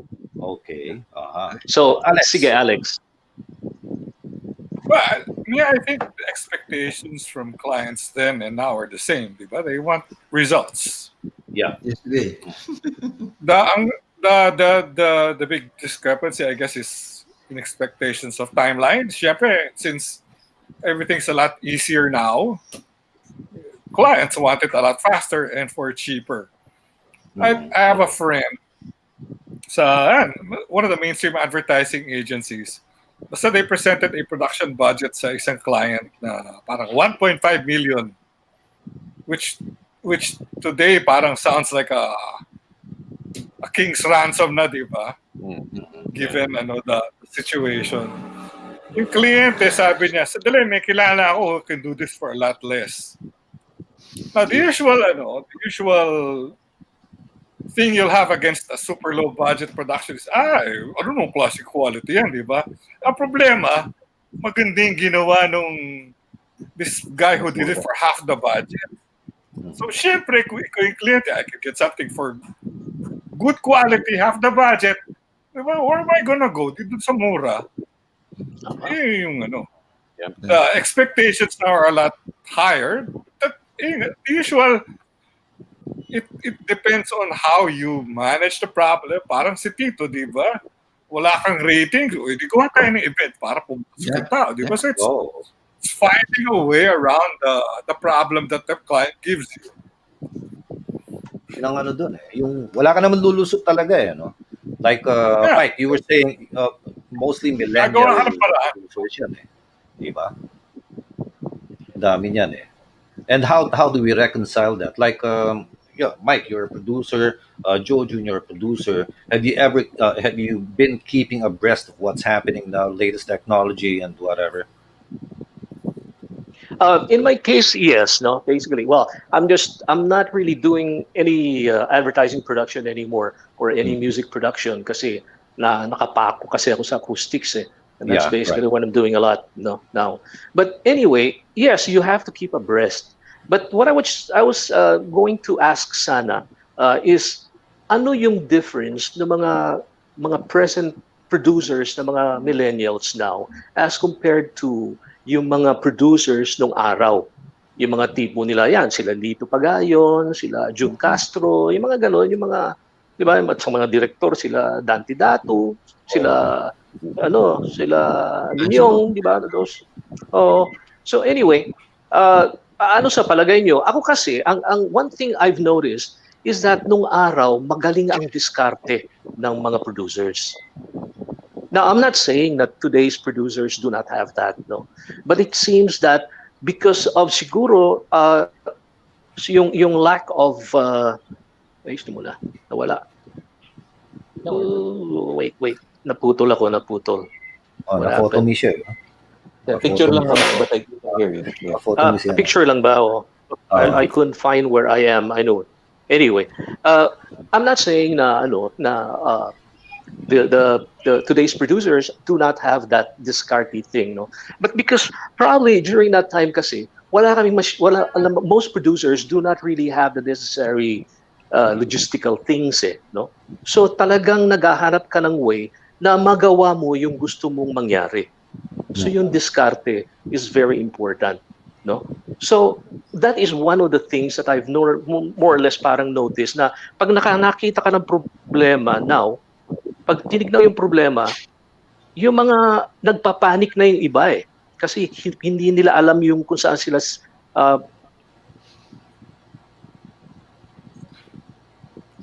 now it's audio follow. Bumagsak na yung signal, no. I think the other, yun ang sinasabi ko ni Josie ba, you dati you can really make use of your whatever is available. Like, hindi naman sa Boy Scout na yung paper clip. Yeah. And then si Mike naman, also, I think yun ang kulang siguro ng mga millennials. Tayo sanay tayo na kung ano yung pwede natin gamitin. Sige, gamitin natin yung mga sound effects. Pwede gamitin yung sound effects sa boses ko or whatever. No? Learning from the yung mga talent naman sa sound effects, yung mga hangin. Ikaw mismo kaya mong gawin eh. Yeah. Diba? Magdusot ka lang ng papel, apoy na yun eh. Yun. Pero ako yun pati mga sound kaya natin yan. So, kaya kami mag-DIY kami, no? Pero I remember si Mike, ito anecdote to, outside of advertising. You remember, Mike, kwento mo sa kanila yung experience mo kay Diodato sa Araneta. Kwento mo, Chong, maganda yan, sidebar. Oo. Sound check. Sidebar lang ito. Sound check ng yung concert ni Diodato. No? May echo eh. Is there echo? Yeah. No. Is that coming from me or hello? 1, 2, 3. Anyway, mayroon pa rin eh. Mayroon. Anyway, sige, I'll continue. If you can still understand me, sige, I'll continue. Anyway, sa folk arts theater, no? Merong eh. Meron, bumabalik. Oo nga, bumabalik. Mamaya ko na lang ikukwento. Lalabas muna ako pagkatapos para matanggal itong echo. Para si Rene Cruz yung tumitihit eh, ang lakas ng digital delay. Magagalit sa'yo si Rene. Oy. Lalabas muna ako, George. Ha? Okay, sige. Just to cancel. Okay, I'll be back. Teka, may jargon kami sa trucks eh, pagka kumakain kami ng spicy food, pare, may 3 seconds delay. I want to ask Tito this question. Media ka, radio, ganyan, sikat yung mga radio stations. Has there been any instance in the past na yung advertiser pinagpipilitan yung campaign sa station mo, even if you think not got yung kampanya? Not got.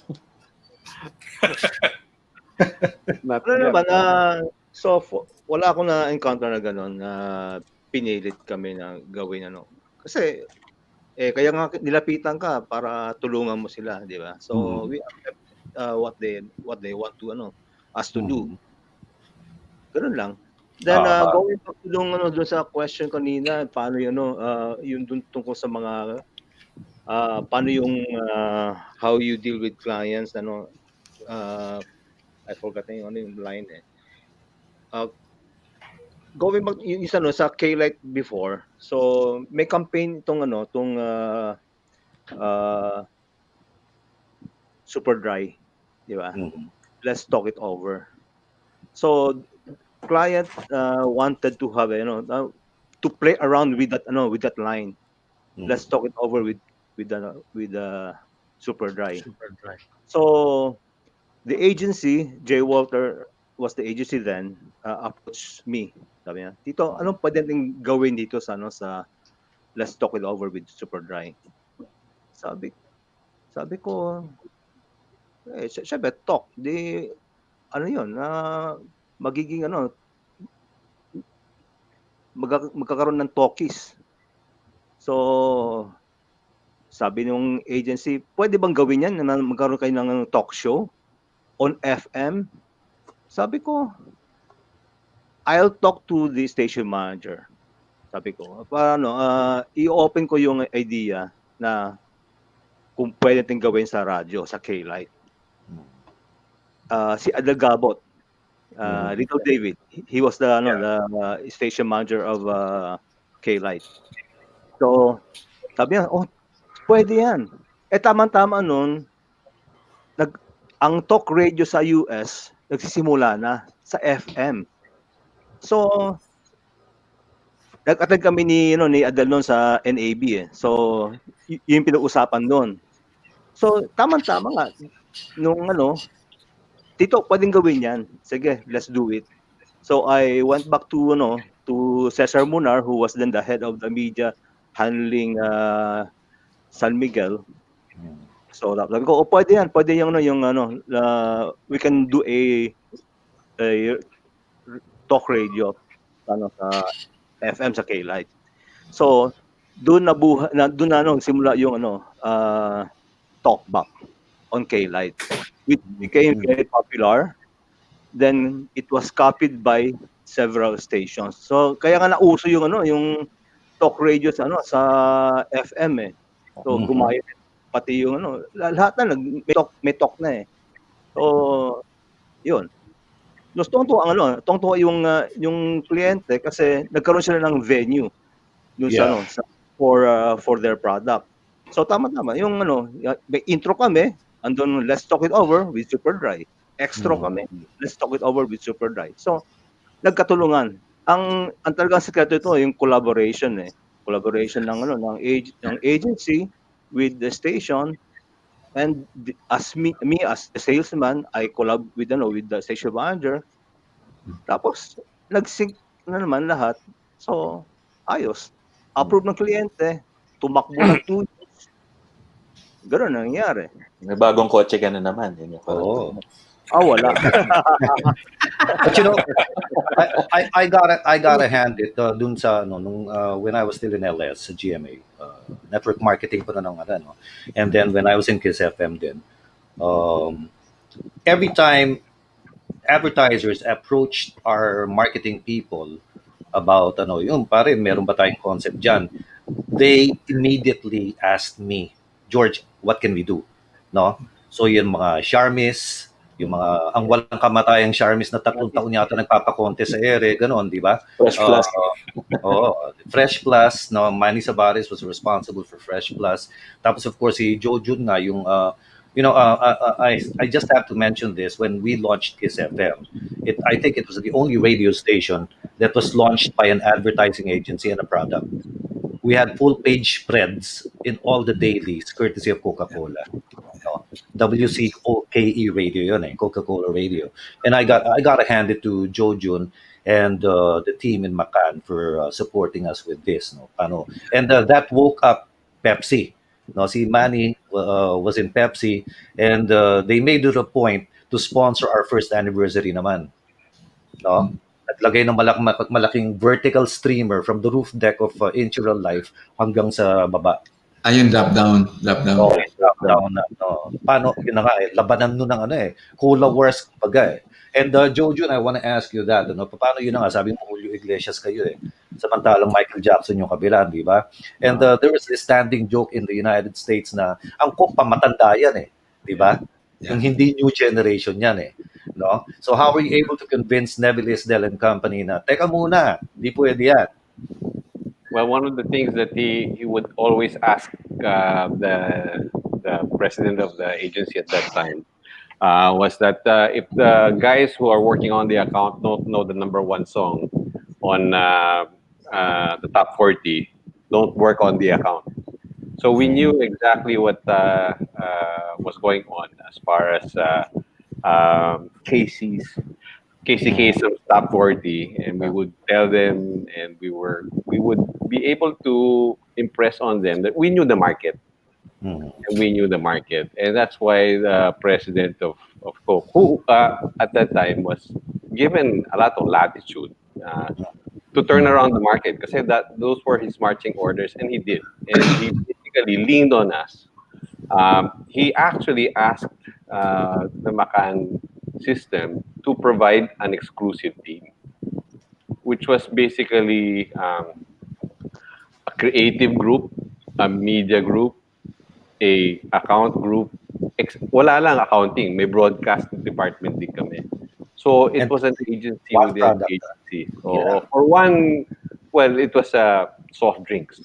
So they had a humongous budget. Eventually, it was adopted for San Miguel beer as well. So make exclusive, creative media and broadcast.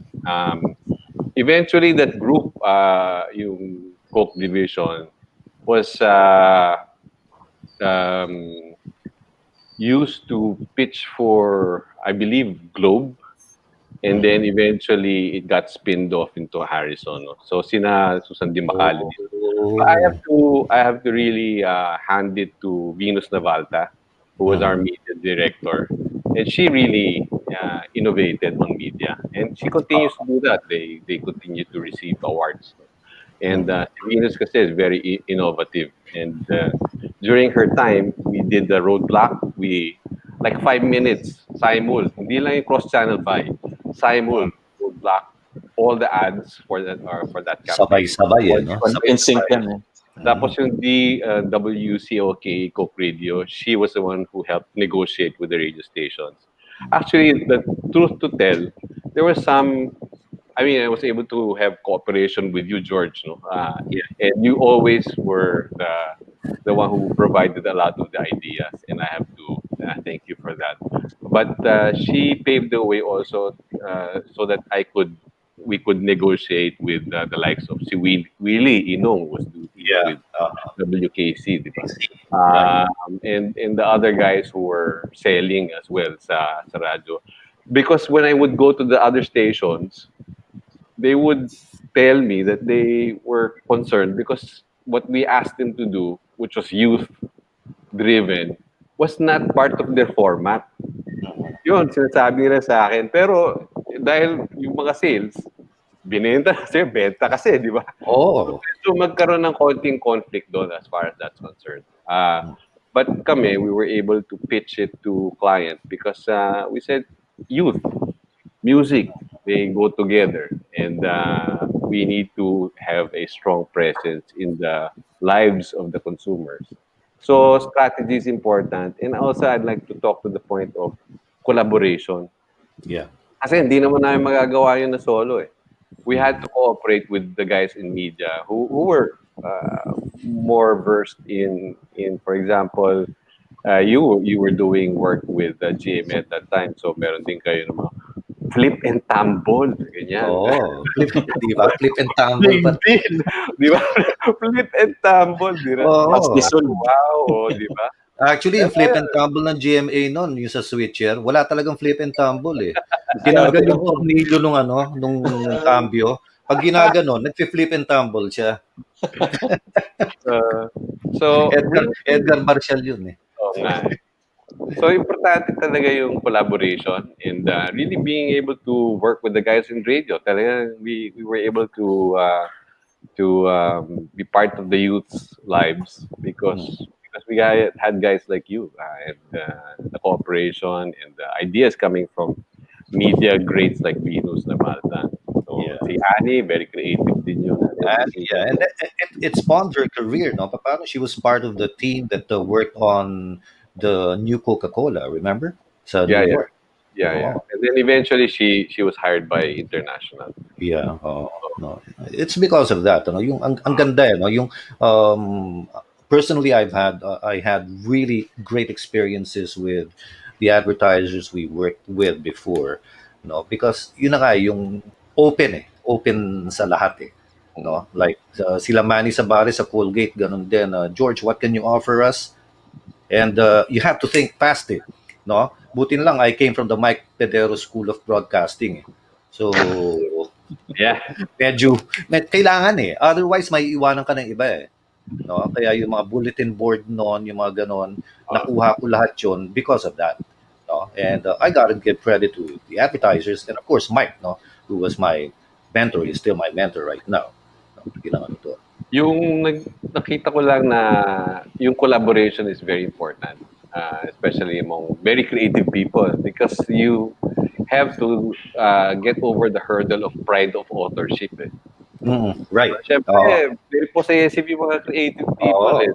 So, and okay din naman yun because sometimes when you try to collaborate with other people, na-water down yung big idea. So you have to be careful, but there's also room, I believe, for collaboration or creative brainstorming. And that's the best way to do it. Yeah. That's the best way to do it. Even with clients, even with clients. A classic example of that is the dynamic duo of Pagayon and Pedero, no? Yung everything from ideas, from brainstorming, to voicing, to singing, and everything, sila na lahat eh. No? Wala nang dancing doon. Pero tama, Giorgio, na the word now is really collaboration. Kasi kailangan ma-please, ma-win-win dapat eh. Hindi pwedeng gusto ko, hindi eh. Hindi na ngayon. Hindi na yung pwedeng dati, di ba? Must and want. Ngayon, hindi na must. I want. Wala nang must. Want na ngayon. Di ba, Alex, remember? Pagka sinabi sa there must be a must and a want. No, not anymore. I want. Ganun na yung mga bata sa Lazada or Shopee. I want that. No, I get it. And then see, yung learning from Mike also, the idea of using music plus my exposure sa College of Music for 8 years has really gave me an idea of what the hell really is the impact. So I did a research, no? Si Pablo, at saka si, of course, si Patagonia, no? And then music really has an impact from Yeah. age 2 to 4.5. So I introduced this music appreciation kasi I'm a director of a parish school and preschool. I was the director, chairman. Inintroduce ko yung classical music sa mga bata. Alam mo, Diyos, iba ang dating. Their palmante, their mathematical skills went up, their intuition and their creativity, iba. Music really has something to do with, the future of our kids, no? I mean, people who are listening to music is very important in our lives. I mean, pag pinatutog ng music nung batang paslit pa, and then several years later, pag narinig, I can name the tune in 2 notes. Alam niya. Right. Versus an image, it will take you several nanoseconds for you to process. Ang music, instantaneous. Alam mo agad. Diba? I can name the tune. Yun na nga eh. First 2 notes, okay na eh. Alex, ikaw, no, not to, kumbaga, no, yung hindi naman pataasan ng bangko, but for you, what was your most memorable commercial? Well, there was this one commercial we made na nabola namin yung kliyente na we need to shoot this commercial in Australia dahil itong director nito sobrang galing. So pala medyo dubious na yun. Hindi. Ang galing nitong director na to. It was an all-product shots commercial for San Miguel Beer. Okay. Ang ganda niya talaga mag-ilaw. Iba. Yeah. Oh, iba siya. You see detail in the beer that you'd never seen before. Anyway, naka 2 weeks kami sa Australia. So, yung 2 weeks na yun, feeling ko nag-Saudi ako. The equivalent. So, pagdating ko dito, kasi noon, we were trying to have a kid ng wife ko eh. So, parang 4 years, wala pa rin nangyayari. Anyway, after this commercial, 2 weeks in Australia, pagbalik ko ito, honey, I miss you so much. Oh, no. So, yun yung my one and only daughter. Hindi, totoo yun, Alex. I had Thank you, San Miguel.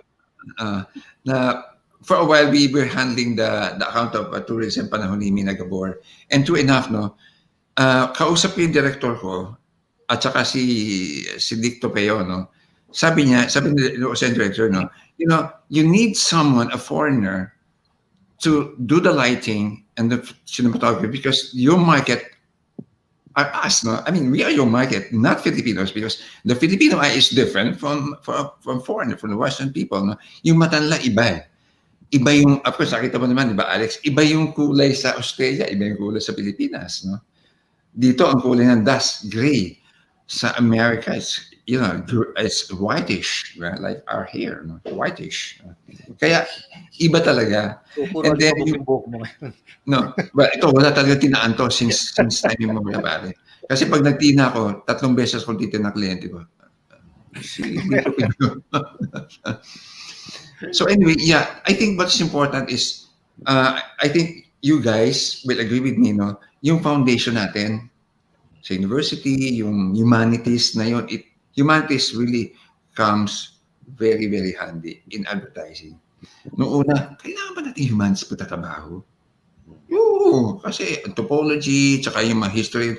Kasi pag meron kang foundation, pag sa creative brainstorming, kaya mong banatan yung mga kasi, teka muna, hindi ko yan eh, name dropping ka. But the idea of you were able to imbibe that culture into your mind. Ang isa lang miss ko dito sa ating mga campaign, yung promoting Filipino values and culture. Yeah. Wala nang GMRC eh. So I think it's the role of us, no, the mature advertising madmen, to start with something like values formation using our PSA or our yung mga viral video, even radio, no? That's one of the reasons why we came up with that series of Citizen of the World. It's really feel good. Something like, when was the last time you say, I love you to your mom or to your wife?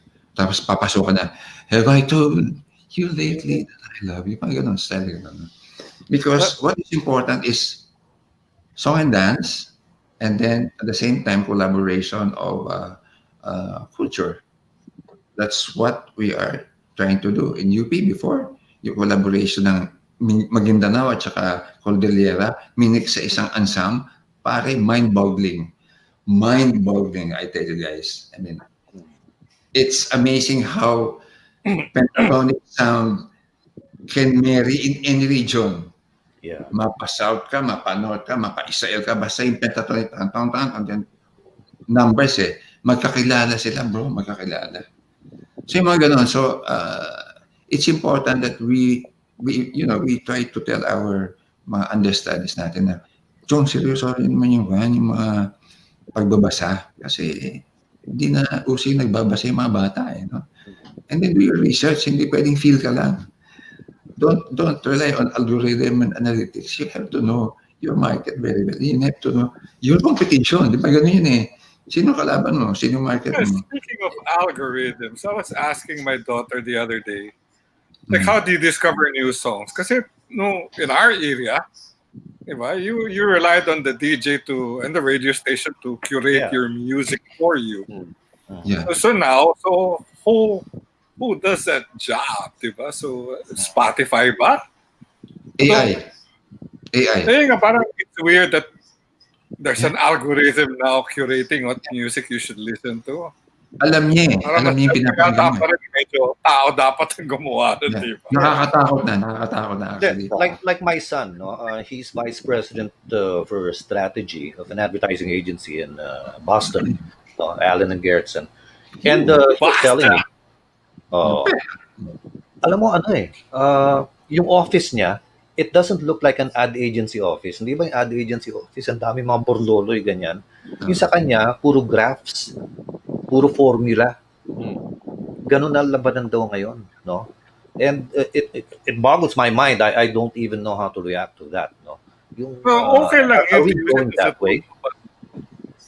No, okay lang naman yun. Those are just tools, But, the final decision, di ba, should still be some guy who knows what the hell he's doing, or girl. Well, to tell you honestly, I'm very much in touch with UNP because I thought nagturo ako sa Innovation Pacific, and the last time I spoke with Dr. Bernie Villegas, and he was telling me dito, the industrial revolution now is 4.0. What do you mean, Doc? 4.0 meaning everything is going to be robotics, except creativity.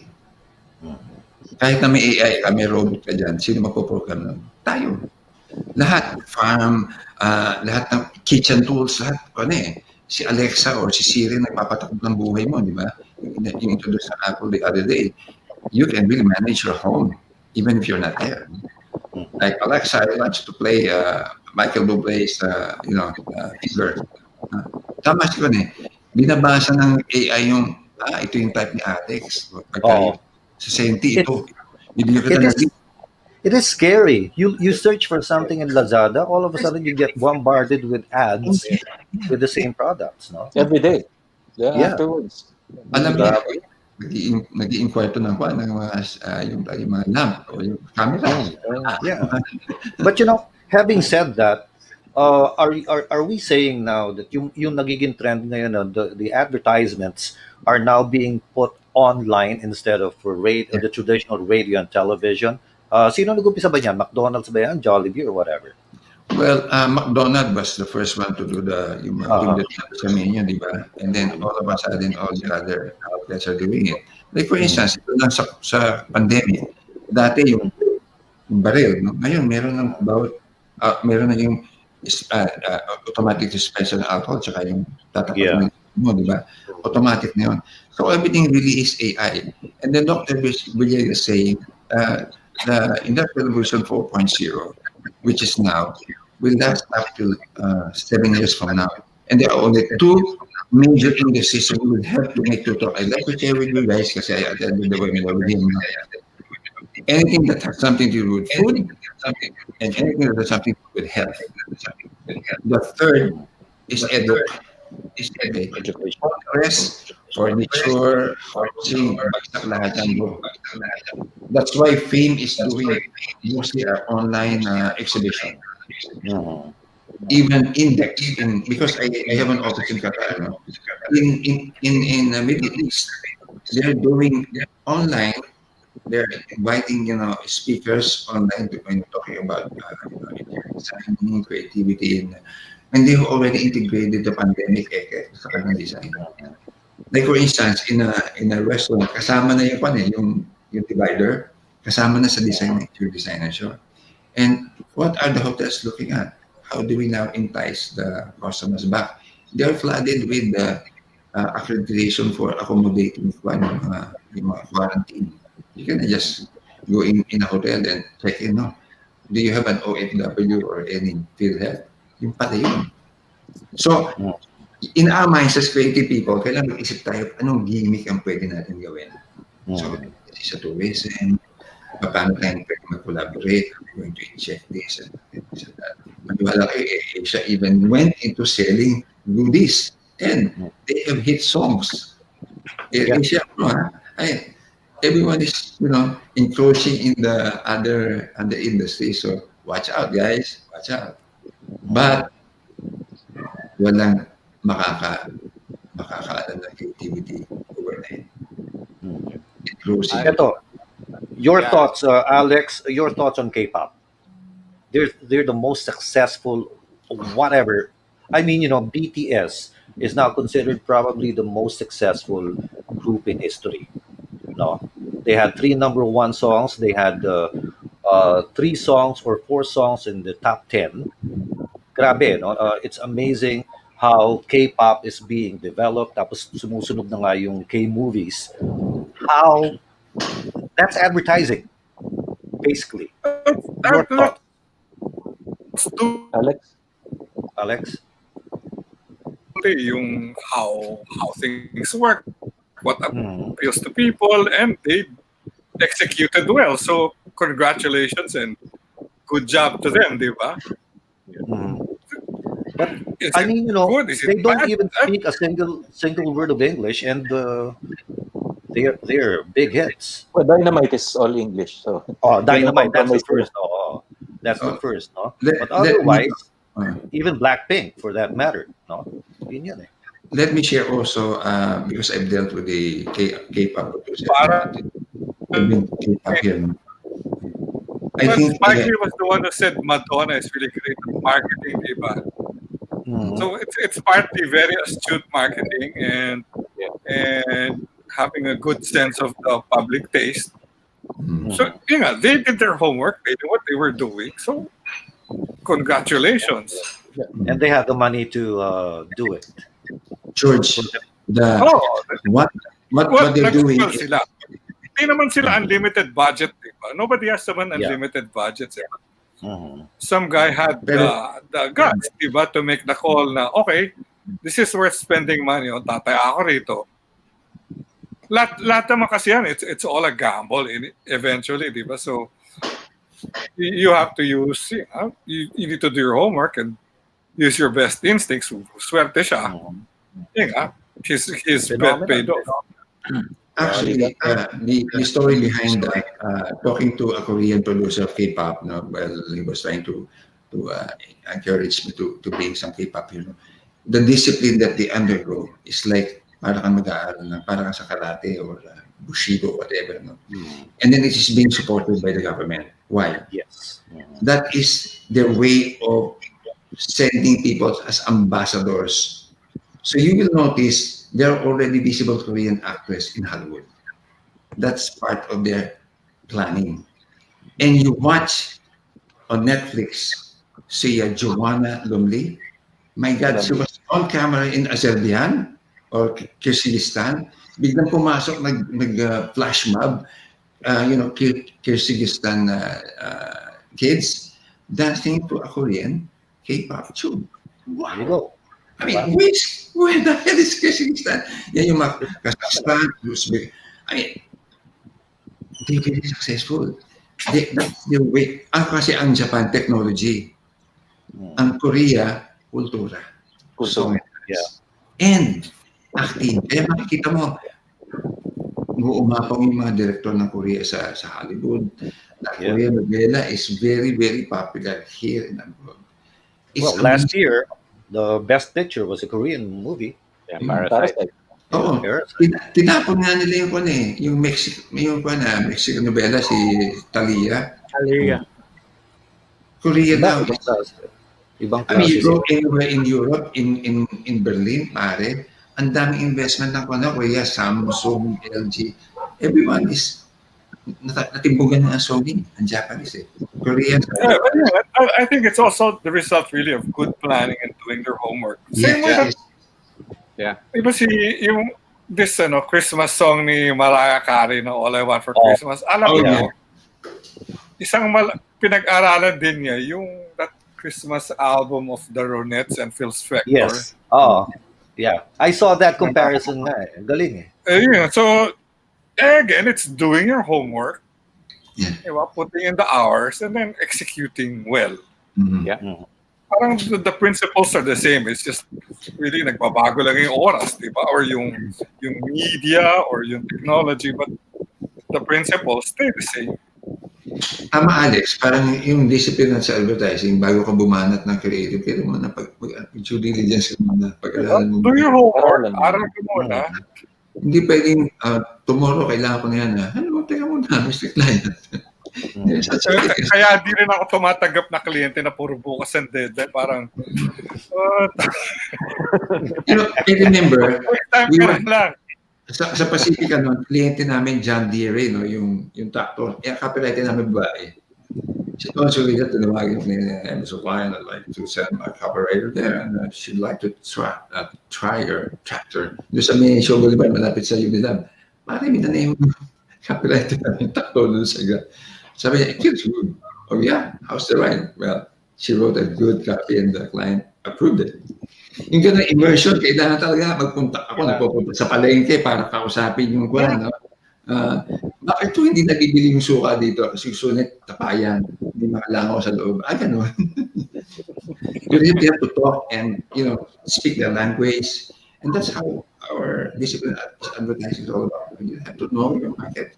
Local knowledge, hindi mo pwedeng ipasok yung, well, America, that's a very successful campaign. Mr. Client, America, the ABC market. Here we have A, B, lower C, upper C, middle C, D, E, E, F. There's such a thing. Yeah, okay. Just, if I may... Talking about, accepting or getting clients. Nag-accept ba kayo ng mga political in nature? Kailangan mo how do you treat a political client? Ako hindi na. Dalawang beses na ako naipit dyan. Tama si Alex eh. Manalo, matalo. Manalo, talo ka pa rin eh. No? Thank you. Tapos may promise ka. I will make you ganyan. Ikaw yung session. Okay, salamat po. Tama si Alex.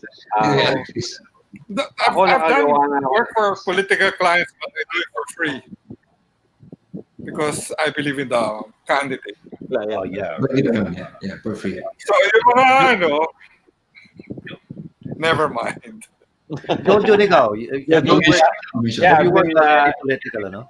Yeah, well, we did a spot for a senator, and that's about it. And it was siyempre money up front because that's all I want to say. Kasi importante din kasi yung you believe in the client on what they represent, and it's going to be sad and a real tragedy if you put someone in office who doesn't have your values. Yep. So, hindi lang pera-pera yun eh. So, tama si Alex, wag na lang. I just wanted to add lang that the basics are the same, and Alex was talking about it. You do your homework first. I know a creative director who was looking for a graphic artist. Siyempre, kailangan magaling mag-Photoshop, magaling mag-InDesign, ganyan. And basically, ang hinahanap niya, she was an agency creative director, high position. And she was saying that kasi the tendency is that they know the technology, but they lack the concept. They lack the strategy, the thinking behind what they do. So those things are continuing to be valuable, knowing strategy, being able to create with a concept. But the digital revolution has changed things talaga. Kasi now, you buy media, for example, you buy Facebook, and you want to boost a post. You will have the demographics, you will have the psychographics there. Tinatanong sa iyo, kung ba to, do they like to exercise? Do they prefer College this kind of educated or movie? not? Andun eh. So, and then the metrics are there. The delivery for your 1,000 pesos, you will get X number of people. And then you go to buy on YouTube, they will tell you how long that your market's viewing the video. Dati, pag nakabukas lang yung video mo, PSRC will say, marami, ito, nakita na nila. Pero ang totoo, Number of no, hits. 5 seconds na yun eh. Kasi nag-change channel na yun eh. Pero ito, sinasabi na sa iyo, with their analytics, they viewed it for 5 minutes, for 10 minutes, for an hour, di ba? So, advertisers are now going to the digital platform because it shows them how they're reaching, where their money is going, basically. And that's the attraction of digital. And that's the challenge, I guess, for radio. The digital, like you said, Marty, ad agency digital space is all graphs and computers and that, because that's the way it is now. And the delivery, the advertisers are looking even for even for out of home, because they're using now the GPS. Yep. They know where you're going. They know what you're seeing. Merong mga eye tracking devices na. Sobrang yung technology. So, that's what's in front of us. Although if you ask me, they really should ban outdoor kasi there's just too many goddamn billboards making the view ugly. Yeah. Yeah, but Very true. you know, it's have you seen this movie Brazil by Terry Gilliam? no. It's a dystopian movie, and at the end of the movie, the hero and the heroine drive off into the sunset. Pero yung road nila is blocked by nothing but billboards. Hindi mo na makita yung view. Lungkot eh. No? Lungkot talaga. Ganda nun, Brazil pare. Terry Gilliam. Terry Gilliam sa Monty Python. Yeah, one of the Monty Python guys. Having said that, no, my God, no, just like in advertising, no, bibili ka ng 15-second ad, bibigyan mo ng 18-second material, tapos may 30 seconds na rider. That's what's gonna happen to us if we keep on extending this. So, tapos yan yung recommended by your psychologist. Bibilisan na. So, before we end, of course, we'd like to hear parting words. Let's start off with our brilliant media person, Tito Encarnacion, who's going to smile again starting next year because of the political ads. Tito? Okay. First of all, thank you, George, for having me. You gave us a venue to talk about what's happening in India, what happened then and now. Maraming salamat. So, yun na nga, hopefully, this will be better than last year. Siyempre, ano natin, ano nangyari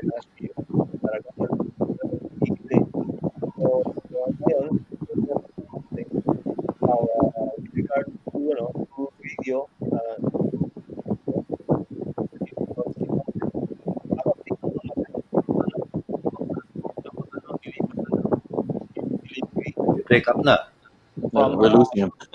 From the radio to na gadget lang ngayon nasa so anywhere anytime. Tapos 24 hours ka na kasi kaya namin yun. We sign on at 6, we sign off at 9 p.m.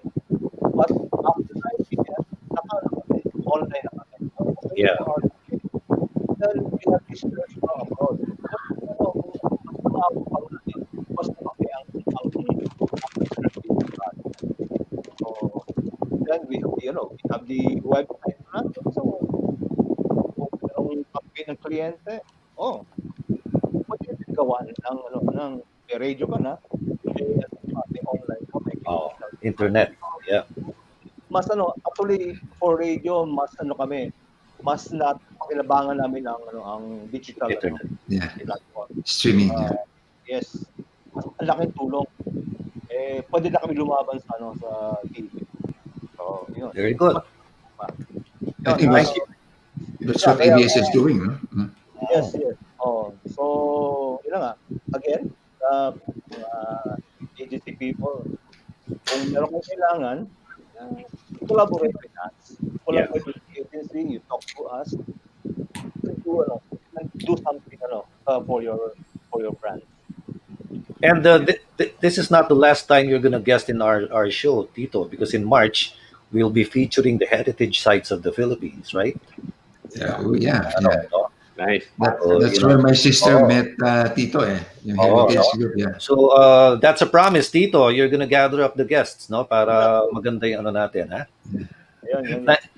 Thank you so much, Tito. Let's now go to Alex in Wonderland. Alex?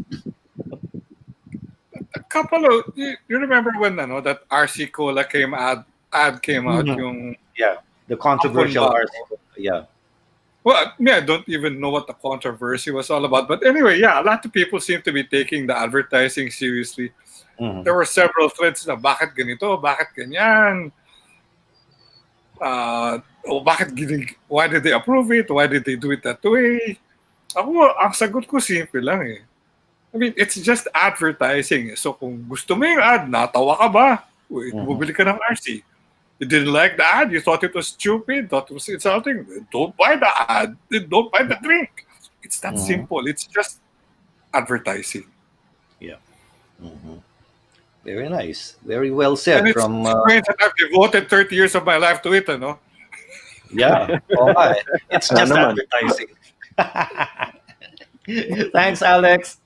Lito, boy. Well, to add also to the idea of the rest of the guys, no, I still believe that it is also our responsibility as people related to media and advertising to come up with a more, values formation, PSA, and then we can entice our client to collaborate with radio stations like Tito, and then of course other platforms that can carry these types of fun. And I think the main thing now is animation. Even kids can do animation. Yeah. So, di ba, during the pandemic, hindi pwede mag-shoot eh. So, they made just for animation. So, CGI. I think the medium of, yun ang kulang natin eh, sa aking exposure to advertising going outside of the country, that yung problema natin yung wala tayong unity. Kasi nga, 7,107 islands, tapos yung mga dato ng araw, nagdad compact, tapos pagtalikod, cursing each other. So, as advertising people, we've aged already in this industry. I think si Joe June and then people who are promoting, the faith is very important. Kasi yun na lang yung anchor mo eh. My good friend, one of the judges in Quezon City said, dito, sobra tumaas ang percentage ng suicide. Because of, wala nang magawa. Konting sa bahay, hindi makalabas. Kasi yung age niya, hindi pwede. Yung mga below 16 at saka above 60. So, the idea is, wala na. Harakili. So, since we've already went into, several era in advertising, I think it's about time that we share our idea and come up with a good concept of PSA, promoting our values and virtues. Kultura, Tito, kultura, kailangan niya, pare. Kailangan natin mag-collaborate. Itong mga utak na to, pwede tayong mag-jamming one time. Let's create a PSA sa viral video and then for baka ma-monetize pa yun. We can create a foundation. Okay, everything goes there, no? Di ba, sikreto ng video is thumbnail. That's very important. And how do you rate your video? Pagka sa third page, hindi ka nabibisita. So, kailangan yung first page nandun ka. So, there are technology, technique, and doing that. So, hey guys, I'd like to suggest if we can band our ideas together. We have the platform, Tito. Di ba? We have Mike Pedaro, another platform. So, let's get together para ano. Yeah, outside of this, we can create something. John, I'm sure, has a lot of ideas that can make people smile the rest of their life instead of looking at the negative things. Positivize it. Let's come up with a supernatural outlook of what we see. Which is actually the concept behind Boomer's Banquet. We started this during the pandemic just to make people feel good about themselves, about what they used to have, and hopefully we're doing what we originally intended to do, to make people feel good. Thank you, Tito. Pero gusto ko yung sinasabi si Tito, let's invite the heritage people because they can share their own experiences. Guys, hindi natin alam, meron palang ganong bagay sa Tagaytay. Uy, discover na Tito yun. Meron palang ganong bagay besides yung asukar, no? Yung akusar. Meron palang, yung magawa pala ng mga taga-Pampanga, yung mga craftsmen. We don't know that. Paete, for instance. And then, the art section of the Eastern... Sa Mono. Yeah, right. Ang dami niya.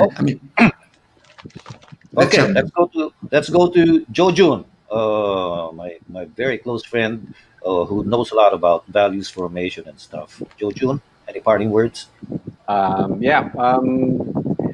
Communication and advertising will be best served if we continue with the creativity. The delivery, as Alex mentioned earlier, has just changed to digital, but creativity and being on strat continue to be important. Of course, you want to be disruptive to be able to reach your market. And for me, the most important thing now, and because of the way darkness has descended on media, with all the fake news and all that, it's important for us to communicate the values, for example, that I believe in the Word of God, and as George would always say, admen Dei gloriam, for the greater glory of God. Very nice. Thank you so much, Joe. And before we go to Teddy, Manny Sabata says, thanks everyone. This is an open invitation. Great to see you all. When the pandemic is over, if you guys happen to be in Toronto, please look me up. Take care and stay safe. Thank you, Manny, so much. Teddy, your turn. Salamat, Alex, Jojo, Lito, at Tito, at sa lahat ng mga tagagawa ng patalastas. So, isa munang patalastas din ulit ng high-stress antimicrobial underwear. Salamat po. Underwear. Ayun. Bob? Google Map. Papadala ko yung Google Map sa bahay namin. Sabi nga ni Bob, libre pick up. May wings naman, di ba? May bayad ang delivery. Sayang si Mike Pedero cannot come back at hindi, baka nahirapan na siya with the signal. Na-low-bat na raw at saka pinipilit na raw siya mag-swimming sa beach. Siyempre.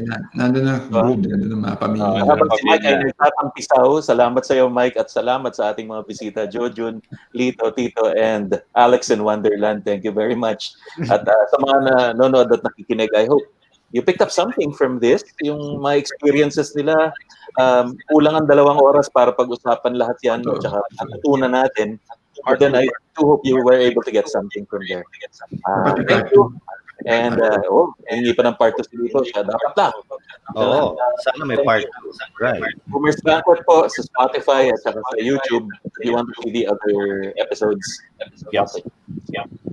And of course, don't forget on the 23rd of January, we'll be guesting the original members of Side A. We will be having their reunion concert on January 30th. That's an online concert. We'll be posting details on how you can watch that concert. It's a very good cause. It's for the benefit of several projects of Ateneo Class 88. No? So just hang on to Boomer's Banquet for details on that particular concert. Thank you so much, Carol Bianco, also for supporting us. And thank you, all of you, for joining us. Till next week, as we always say, stay safe and sane. Good night. God bless. Ad Mayor.